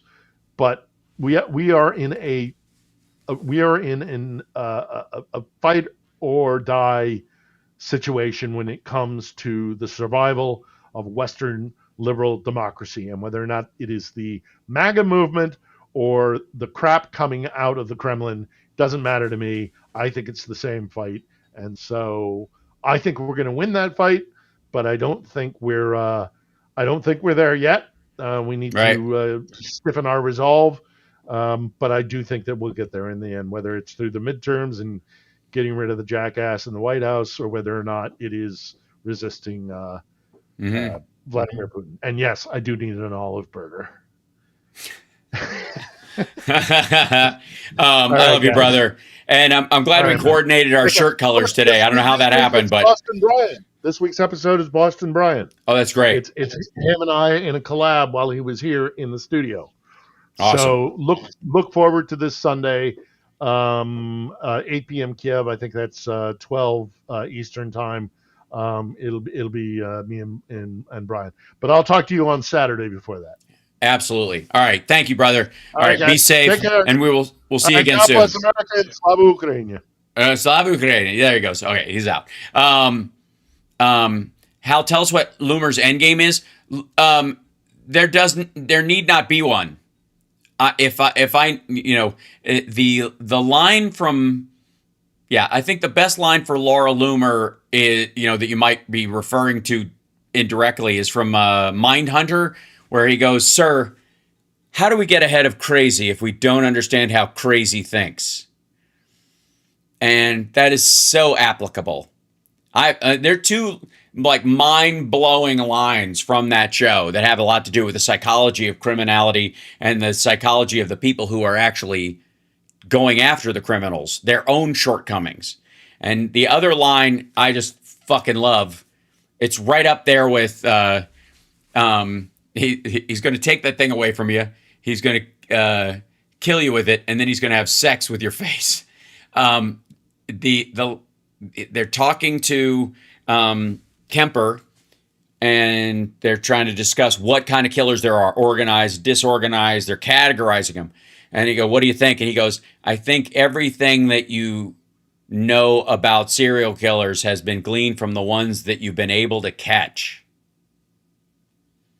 And you have to remember that all the time, that what you are seeing in any situation, what situation, circumstance, person you're running into, especially when it comes to the activist corners of the internet, is that you're dealing with a subset of a subset of a subset all the time.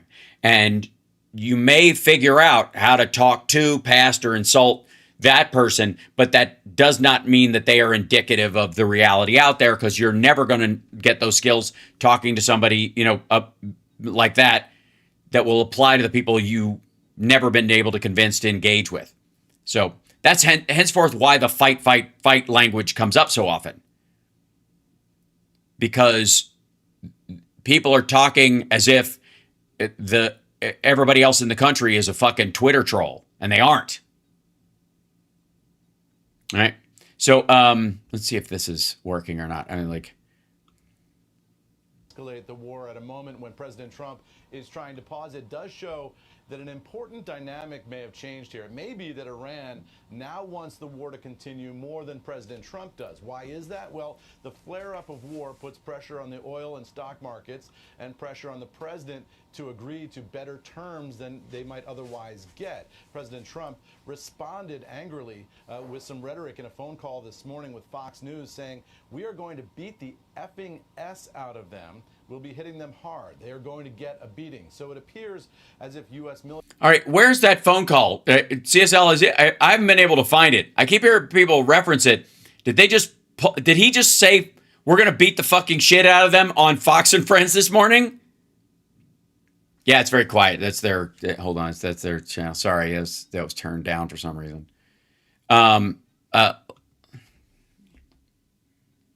markets and pressure on the president to agree to better terms than they might otherwise get. President Trump responded angrily with some rhetoric in a phone call this morning with Fox News saying, "We are going to beat the effing S out of them. We'll be hitting them hard. They are going to get a beating." So it appears as if U.S. military strikes on...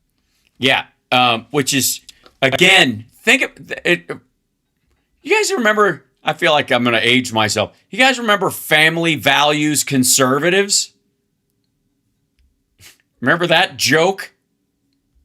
That absurdity? Let's see. Trump fucking shit Fox and Friends.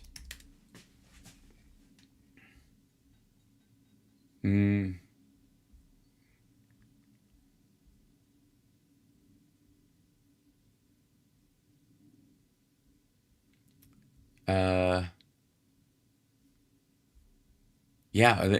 Did they pull it like right away? President Trump used profane language during a phone interview with Fox News. Fox friends say they're going to be the threat. Harass times of Israel. Ran hard. So they must like it had to have happened live, right? Appears to be a Truth Social post. That's the pay many times over one. I've seen that one, but he literally apparently.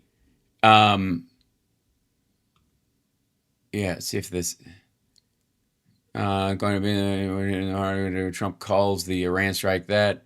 Yeah, I'm trying to find the actual audio of it where it happened. Yep. Yeah. Super weird. And maybe it'll, yeah, hold on. And look on another source of it.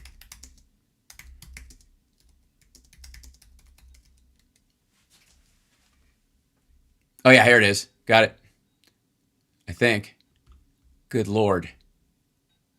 Oh, that's the... Oh, no, I didn't want that. Back up. See if I can find... President Trump speaking to Fox just moments ago about the U.S.-Iran conflict. Trey Ying says the information... Trey, what did the president tell you? Oh. Yeah, guys, good morning. President Trump reacting to that Iranian attack on U.S. Oh, okay, so that was what we watched. They didn't say it on air. It was him. They called this guy? In Jordan, President Trump tells Fox News about Iran, "We are going to beat the effing S out of them." He went on to say, "We'll be hitting them hard. They're going to get a beating." So clearly... Fucking gibberish.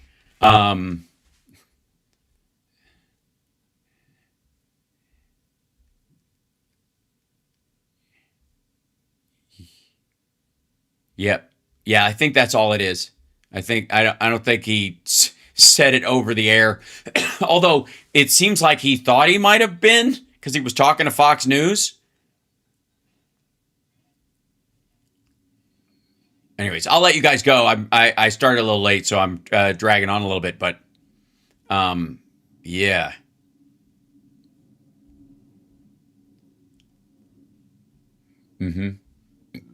Excuse me. I don't know. Yeah, I don't see. Hold on. Do they have? Yeah, this one's got a picture of Trump up next to him, but it's not him doing it. It's weird. 3 or 4 clips. They're all talking about it. No direct comments. Yeah. So this must just be one of his like getting on the phone and saying stuff, and they're like, he's not, like somebody in the White House going, he's not on the air, right? Like, no. Okay, good. Yeah, here, you can talk to him. And then they hand him his phone and he just swears like a fucking asshole. And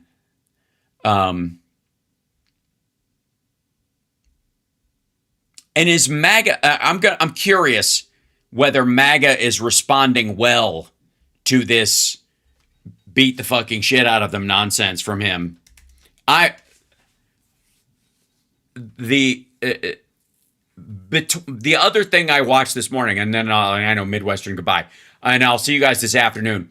The other thing I saw this morning when I was driving in is, unfortunately, when I'm up at ass in the morning, one of the things that I'm often confronted by is when Glenn Beck's show goes live, and it'll it'll like pop up and like, because he live streams it and then they cut chunks out of it later, and it's, you know, and then sometimes, a lot of times actually, they'll take the whole fucking show down afterwards because they don't want it all up or something. This is really weird though. So, and I'm like, yeah, I don't think so. It changed him. Glenn noticed something different about Trump at Lindsey Graham's funeral. Little, orange, different. I don't know, watching him give this, I don't know what the fuck he's talking about, but you'll see real quick. He talks about like steps of the Capitol. Going to have a service today at the Capitol, then the National Cathedral, and then he'll be flying down to Carolinas, where he's going to be laid to rest. He'll have another private ceremony down there, I believe. But there's a story in the Washington Post that Lindsey Graham's death has left Trump reflecting on his own mortality. Okay. Glenn Beck referencing the Washington Post as a good source for a springboard for his segment. Fuck you, dude. I don't want to hear shit about legacy media when you... That's the trunk of the tree all your ornaments hang off of. I think it's Lindsey Graham's death alone, but there is something going on with the president. I want to talk about that here. So yes, dementia? This story from the Washington Post, his sudden death this month has rattled the president, according to Trump's public remarks and two people familiar with his private comments. In the days that followed, Trump returned repeatedly to the lost public mark. Am I the only person that gets upset about this shit? That he's just reading from Washington Post, and then the rest of the time he's like the mainstream media and the lamestream media and the mainstream media and all that garbage. Like, and then they go straight to it. Same thing with fucking Tim Pool. Same thing with all these assholes. At how somebody so active could be gone, privately musing on whether the senator's pushing or punishing travel schedule had contributed, and searching for answers in his family history and genetics. His sudden passing came on the eve of the 2-year anniversary of the assassination attempt on Trump in Butler, Pennsylvania, where his survival probably came down to a matter of centimeters. Had Trump... No, it didn't. His ear got hit by a piece of glass from the fucking teleprompter. Different direction, a bullet hit his head rather than his ear. That near-death experience prompted his own period of reflection. Trump told Newsmax on July 13 he had repeatedly reviewed the video.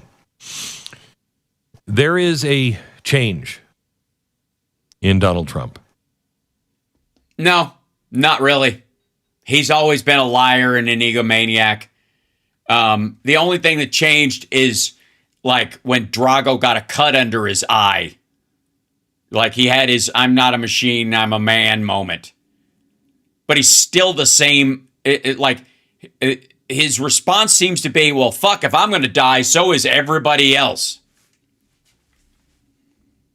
It's so weak. And I don't know what it is exactly. Could be he's 80. I mean, there's a change in me, and I'm 62. And you get to a point where you realize, wait a minute, there's fewer years ahead than there are behind. Nobody knows when that day is. That's what YOLO is all about. Nobody knows that they have more years behind them than they have ahead. Until it's what he means is it's not possible to pull that out. But it happens to a lot of people. And they don't realize it. They get a bad diagnosis and they're like, hey, you got about a year, right? And what's really important? And you start changing. Yeah, bombing Iran and having my fucking gold leafing the entire DC area. And it's good, it's healthy, it's normal. He's 80. But he's also had so many brushes with death and so many people trying to kill him all the time. Oh, for all the time. Fuck you. It's his own people. Anyways, so you can see where I get like caught up in, you know, when this shit comes online and I'm like, the Glenn Beck program is starting right now. And I'm like, oh God, do I even dip in? What was amazing to me, let's see if we can find this or whatever. Yeah, all of it's about Fauci pleading the fifth. That's the entirety of it. Let's see if this is still live. Yeah. So, yeah, Fauci, Mamdani. This was probably my favorite one real quick though. This is the one that drove him crazy. We'll deal with some of this later. And man, the graphics on this are just killer. So, this is Glenn Beck. This is I got a little Jeff Goldblum just then. Here we go. So, did we just merge our military secrets with Israel? This was a big one in the maggot sphere. This was a big fucking freak out. We're merging our intelligence services together. The CIA and the Mossad are one organization. Blah, blah.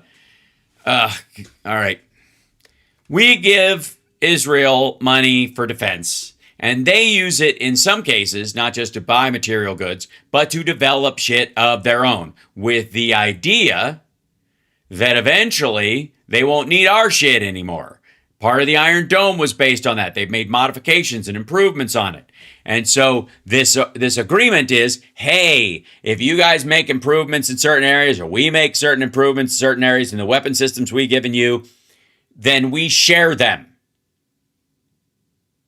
That's what this is. We're not joining the fucking CIA to Mossad. This is about the pipeline of military goods. Physical stuff and software that they're developing and we're developing. And if they overlap, then it's this. We have military agreements like this with NATO.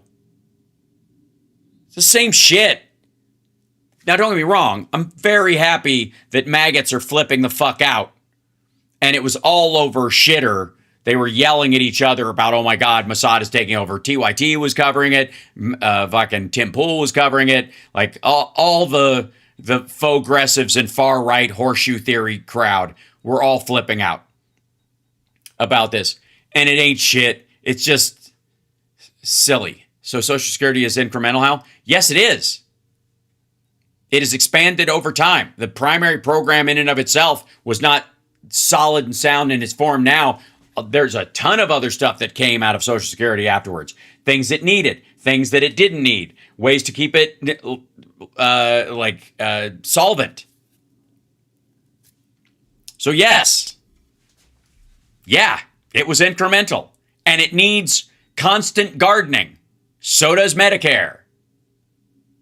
Why do you think there's a Medicare Part D in the first place? Because it was a gap. It ended up being filled by people who aren't fans of Medicare necessarily, and has to be managed that way because there aren't the votes to extend Medicare to the Part D part and make it completely government run. I rest my fucking case.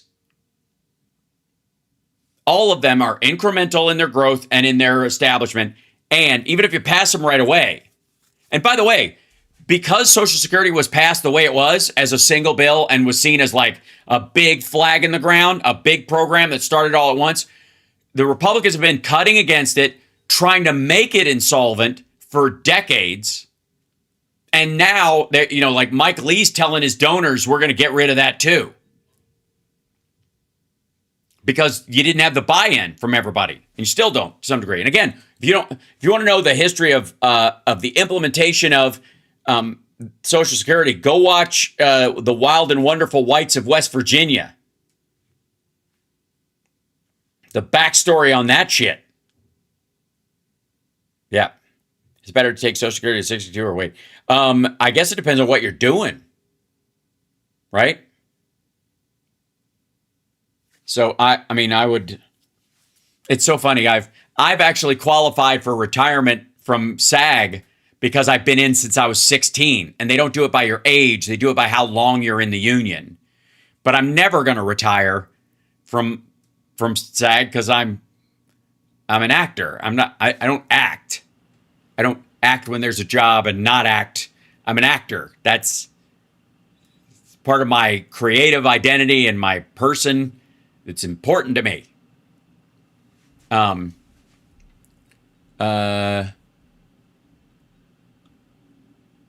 So they're being yeah, I think we were. There you go.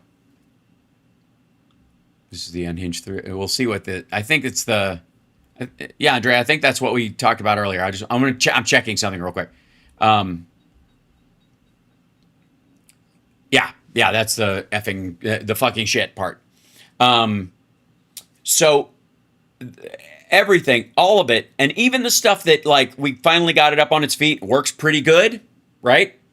Needs constant gardening. Otherwise, they're like, we're seeing this stuff with the fraud stuff. You either handle it, or the people will come in and use it as a cudgel to get rid of the program entirely. Am I acting out? Not in this capacity, not for this show. This is just me being me. But again, the acting part is a skill set in the same way that I'm not singing right now either.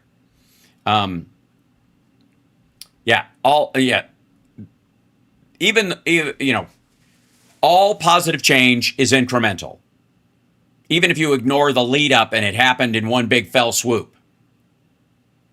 It happened because, and Social Security came about because there were all these disparate little programs and they put them into one because they recognized a need across the country. And the Republican Party set about destroying it. There's an argument to be made that as much as the racist Dixiecrats who, were Democrats of the South that became the Republicans down there when they switched parties, that was the last straw for them. And the first straw was Social Security because it sounded like socialism and it sounded like communism to them. And the threat from Russia was real. And so they thought, this is part of a takeover. So they panicked about it. And everybody wanted to panic about it and didn't want that shit to happen because they don't want their kids to have to compete with bootstrappers. They wanted it to fail. So they would, fellow travelers in the destruction of any kind of social safety net. If you want to fuck over the economy, take down Social Security, Mike Lee is a loudmouth airhead. I completely agree. But again, I've said this, kids, and especially in this day and age, just because it's stupid doesn't mean it's not the plan.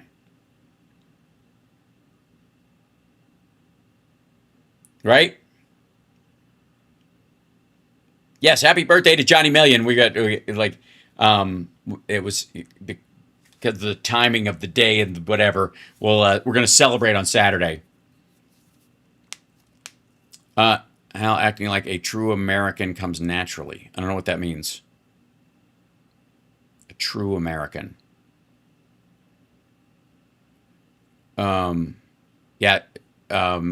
Increased incremental change is democratic. Abrupt change is typically dictatorial. Right, and that's why it fails, because people push back on it. Even if they like the concept or whatever, they don't trust it. And so you don't build the trust on it either way. And look at where, like Don't Ask, Don't Tell was one of those abrupt changes. It was necessary. Sometimes it's necessary because it's sort of an emergency in the circumstance. You realize you're up against a wall and you have to do something, which is how the NHS was formed in England. But yeah, most of these things, they take a lot of work, and there have been people trying to dismantle that. They still are right now. People will die without Social Security. I completely agree. Just for the record, you guys do know I'm for Social Security, right? And that I want it to be managed by people who are for it. And I want the congressional representatives who deal with its budgetary needs and its expansion and how things are doled out and all those elements, how it's structured, any changes that need to be made. I want those to be done by people who understand its worth and will do the best they possibly can in the circumstance. as opposed to, you know, what's the big deal if like 60-40, it's people who actually want to get rid of it. Even if they're not saying it outwardly, they tell it to their donors. And I would like to remind, Hadrian said, people will die without Social Security. You have to understand something. The sort of Darwinists in the Republican Party don't think that's a bad thing. All the Ayn Rand fans on the Republican side, including Rand Paul, literally his first name is, his namesake comes from Ayn Rand. Atlas Shrugged, the Fountainhead, all those things. They believe that it's detrimental to have a social safety net. Even if it hurts at first, you're keeping a lot of people alive that shouldn't be. It's the same thing Trump said about his cousin or his nephew that had a child who was like, was in a persistent vegetative state, or they were just in a wheelchair. They were and they weren't communicative. He was like, why don't you just stop keeping them alive and buy yourself a condo in Florida? It's the clunky, grotesque version of exactly what Mike Lee is talking about. Exactly what Rand Paul is talking about. Socialism plus works. What's the plus?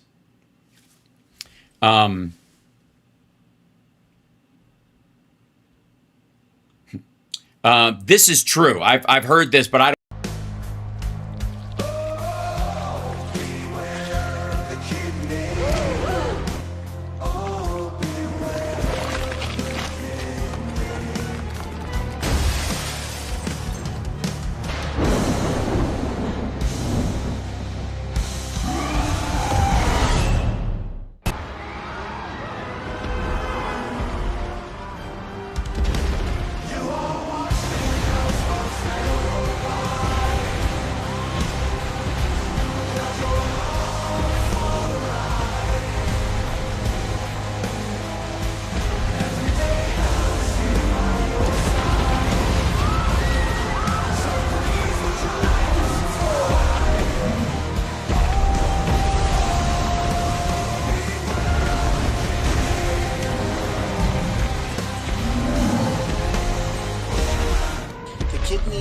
A very special place in the heart. This is true. I've heard that, and I'm not going to say your name again. I'm not going to do it because it might call it. Why does it have legs? Because it is mutated because of radiation, and it is a danger to all humanity. Duh.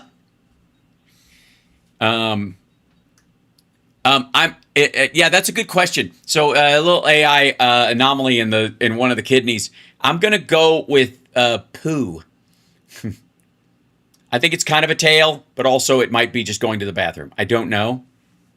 And it was so gross and funny that I just decided to leave it. Some of these things you can fix, but why? If the point is to make AI slop jokes, then just let it be what it is.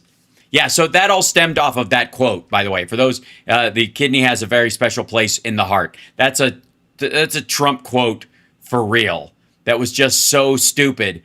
And for those that are just joining the show, hit the like, share the show if you would. Patreon.com/HalSparks. You can join as an annual member. You can join monthly. You can decide after a couple months that I'm an absolute dickhead and stop. Or you can pick up when you can or whatever. That particular quote was so fucking peculiar for new people that it became a running gag that I blamed all my tech issues on it. And then, obviously there's a little bit, it became hyper personal because my father ultimately died of kidney disease last year. So yeah. So I got to be careful. I always joke with Summer that she's a witch because if she can call things into existence if she wants something. She's like, we got to be careful or another cat will show up, and a cat will show up. Like, that's how it works. Hell's Angels. Yay. Yes, please be a Patreon member if you can afford it. And if you can't, thank those that are. That'd be lovely. But it's a penis on the kidney has a penis. Yikes. But that quote became, it was so stupid that it became kind of a running gag, and we build off those things. And it becomes nice. It's part of our little community. Thank you. My dad was a great man. This is true. One of these days, I would like, if you guys don't mind, and maybe this will be the thing I do for Patreons and members, is reaction stuff that isn't this stuff, isn't the stuff that I do for this show, because I don't want to, rob Peter to pay Paul, as it were. But they did an interview with my dad for NAMM, the National Association of Music Makers historical site. That's kind of the Smithsonian of music, of luthiers and instrumentalists and music design, like instrument designers. And my dad did so much fretwork for so many well-known country people, like country artists and bluegrass artists specifically, that they interviewed him about his technique and all that kind of stuff. And my cousin is making a movie as his like art project final for art school, which is going to be amazing. And I'll play that once we have it.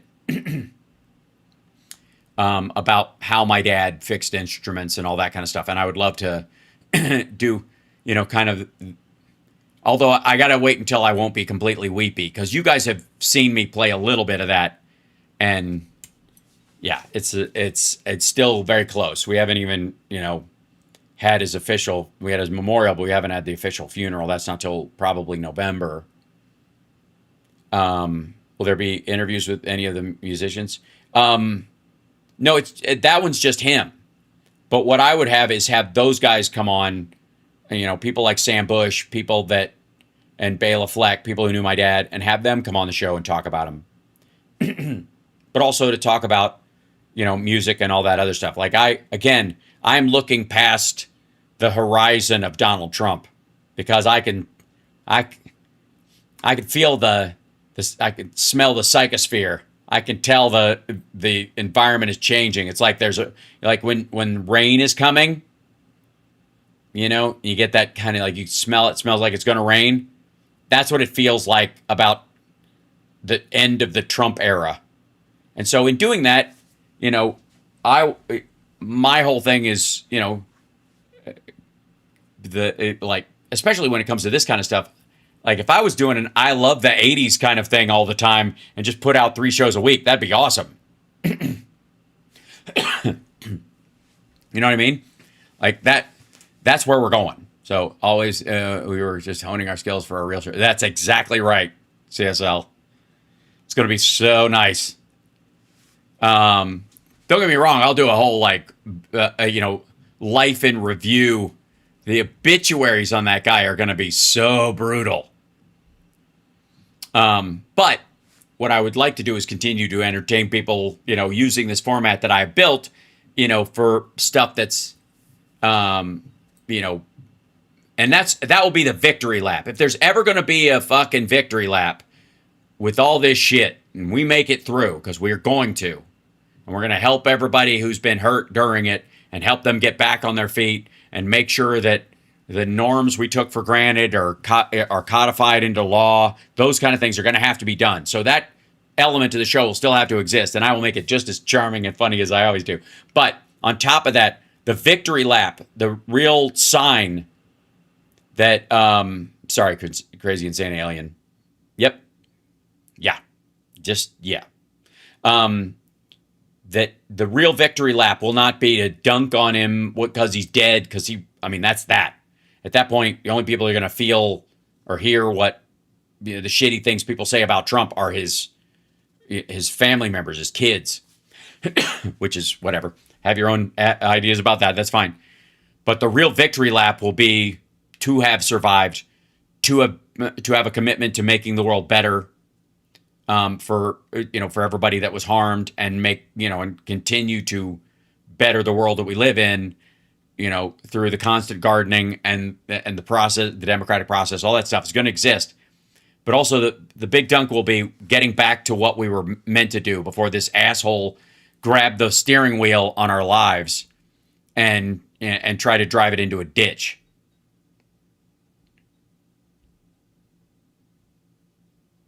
Rigger tortoise. When is Hal moving to Kentucky? Right. Well, that's we'll see what happens with that. If they announce a special election, I don't know that, because there's less than 100 days, right? And you have to be living there for 90 days to be elected. So I would have to go right away. I have to make my life, pick up and make my address, my mom's house or something like that, and move in,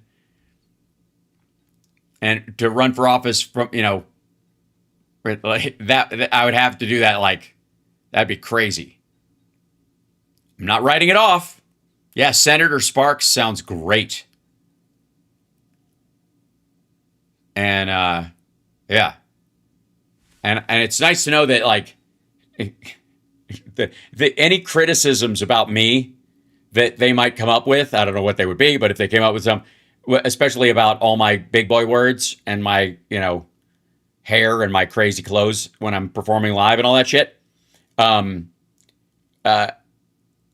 would just point at Trump and go, really? Really? Can we talk about some issues? You should be able to look how you look. At least, hey, I will wear a suit. Now, I can't say for sure that I will always wear a business suit. I very well may come to work where, yes, the kidney is always there. I may dress like, Purple Rain era Prince if I want to, but at least, the shirt's a button down. I mean, look, if everybody's wearing a tie and I wear a cravat, is that really a problem? No. The perfect hair. It's Area 51 stuff. Oh, cool. Yeah. No, I wouldn't wear a tan suit. I would unless I wore one that was like completely like shimmery gold, like a Vegas entertainer suit. You know what I mean? Basically that color, but shiny. Oh yeah, Fred from Scooby-Doo. He did wear a cravat. That's true. He wanted to fit in. Would you take AIPAC money? No.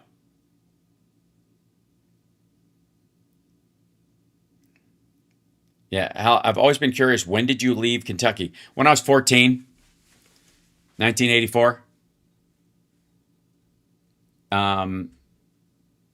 Yep.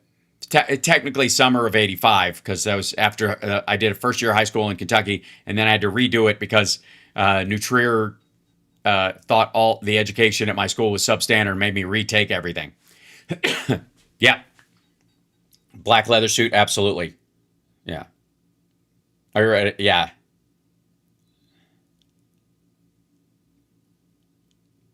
Yeah, you have not all seen me naked on QAF. And by the way, I didn't do full frontal nudity. Got to save something for a Scorsese film. As long as I don't get confused with Sparts. Yeah, I don't think that'll be a problem. Hold on. Talk amongst yourself. I'll show you one thing real quick. This is kind of cool. This is something that I've found when I was at my dad's last year. I brought it back with me before I left. So hang out, talk amongst yourselves. I'll be right back.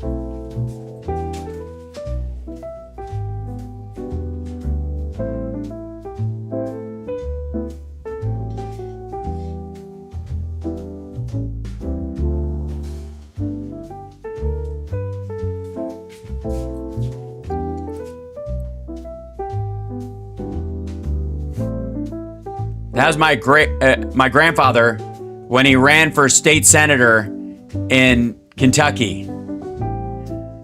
That's one of the buttons. Yeah. My dad, on my dad's guitar cases, that he has Harry Sparks, like in big yellow letters, taped on. This is 65 probably, something like that. I don't quite know when. Maybe later than that. Maybe 1970. But it was before. I think it was before I was born. I'm pretty sure. But my dad. If I have a bunch of my dad's acoustic guitar cases, and they've got Harry Sparks in big yellow letters. Those are from my grandfather's bumper stickers that they had, and he just cut out the name because I'm Hal Harry McGee Sparks III. My dad's Harry McGee Sparks Jr., my grandfather's Harry McGee Sparks Sr. And so we're all HMS. We're all ships passing in the night. And anyway, so because my dad went by Harry as well, he was he took all those and used them to label his guitar cases. Yeah. You want a Harry Sparks sticker? All right. Cool. I got a picture in Athens in the 60s. Inspired me to want to have a t-shirt made. Oh, that's great. Yeah, I love that shirt so much. Yeah. I should wear a 3-foot tie to mock Trump. Yeah.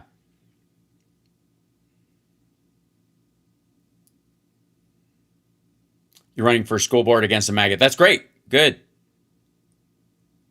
So, yeah, I wouldn't rule out the idea, yeah, that the question is, I'm pretty sure I could still do the show as part of my senatorial duties, right?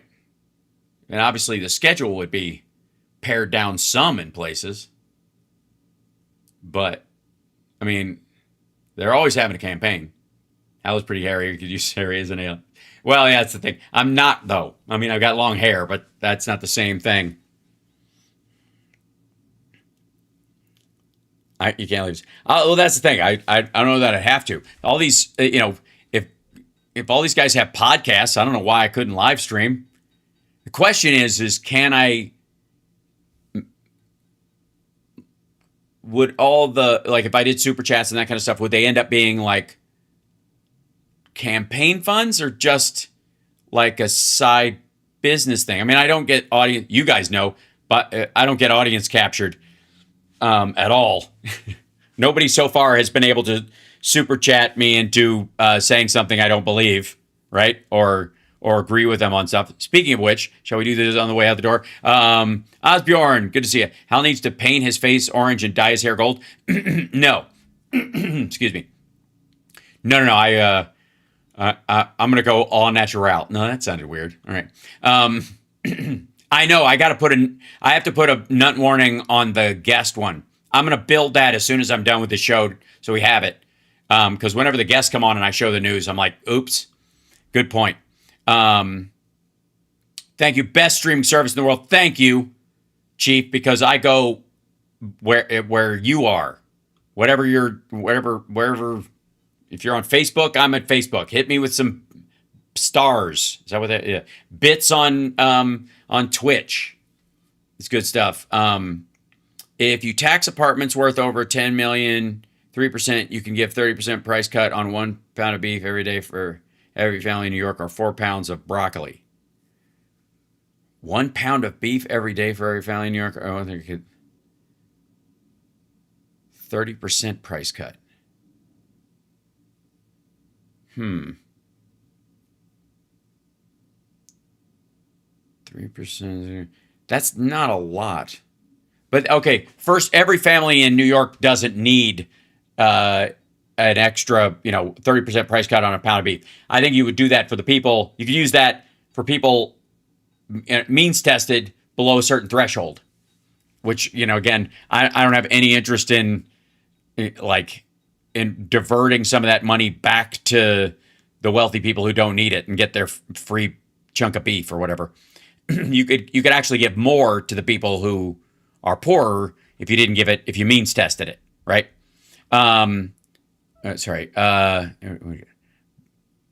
Republicans break it, then blame it. Yeah. Say it was never going to. Let's see. East Coast swing as soon as I can. Thank you, Candy, for buying into my nonsense. I appreciate that. I try to have as little nonsense as possible, unless it's absurdist and therefore silly.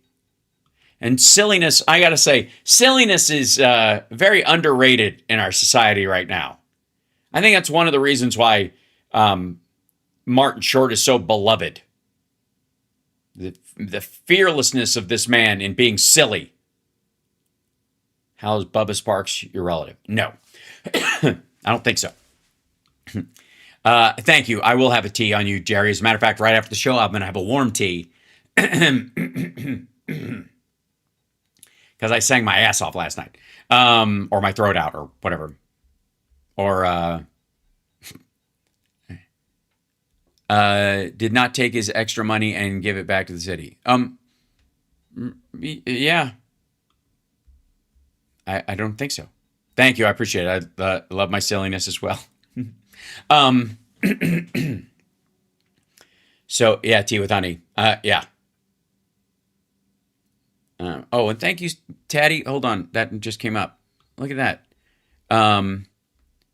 Start a Spark coin as president. Nah, I'm not going to do any crypto. I just won't. Sparks for Senate. Thank you, Shovel Dead. Oh my God. Now I got to start a PAC and put money towards it. All right. And then I'm a copywriter and I work on your future campaign. Great with taglines, HMU. You're in. Well, yeah. We'll start powwowing on a Sparks 2028 Slack or something that I'll set up. Or a Discord. If you're in the Discord. We're going to have to set up a Discord channel for Sparks 2028. All right. I got to stop talking so I can talk later and give my voice a rest, especially after last night. And I adore you guys and take care of yourselves. And I will see you this afternoon. And thank you guys so much for just being here and giving me the greatest gift you give anyone, which is your time and attention. I don't take it for granted, and I'm always trying to make good use of it. So thank you so much, and I will see you later on. Which one? How do I want to? Yeah, that's this one. All right. I got to be careful with my voice so I can sing this one live.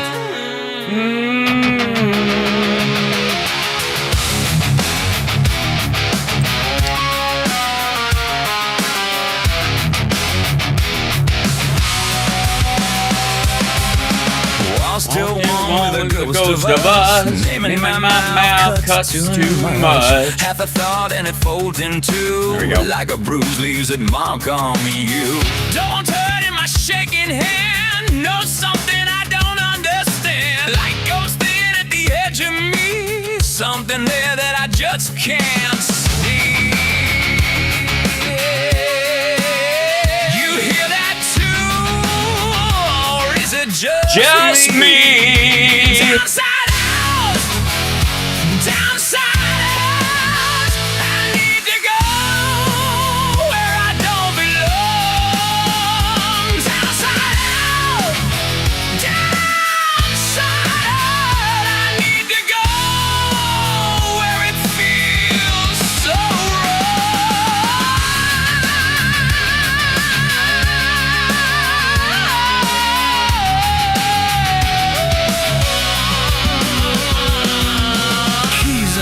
it's the same sad song, empty space that was here all along. Every step is a borrowed shape, every second a vain escape. Laughter crying out for sin, summer stealing the autumn wind. There's a face that I almost know through a window where I won't go. If you're there, don't let me see.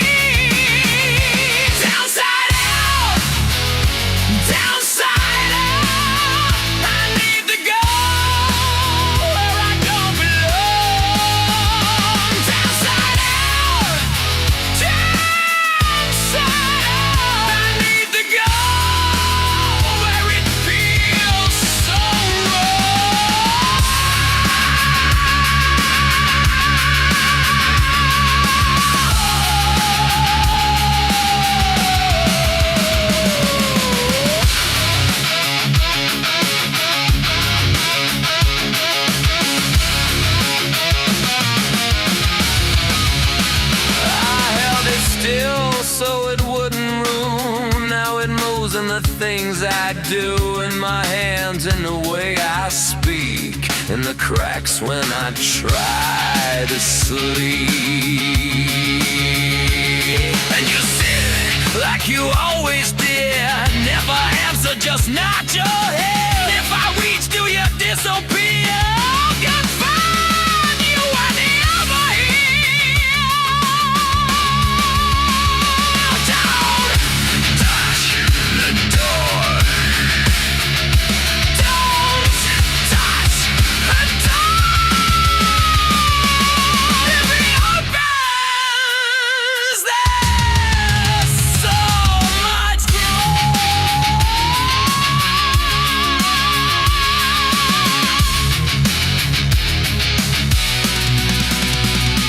downside out, downside out. I need to go where I don't get lost. Downside out, downside out. I need to go where it feels so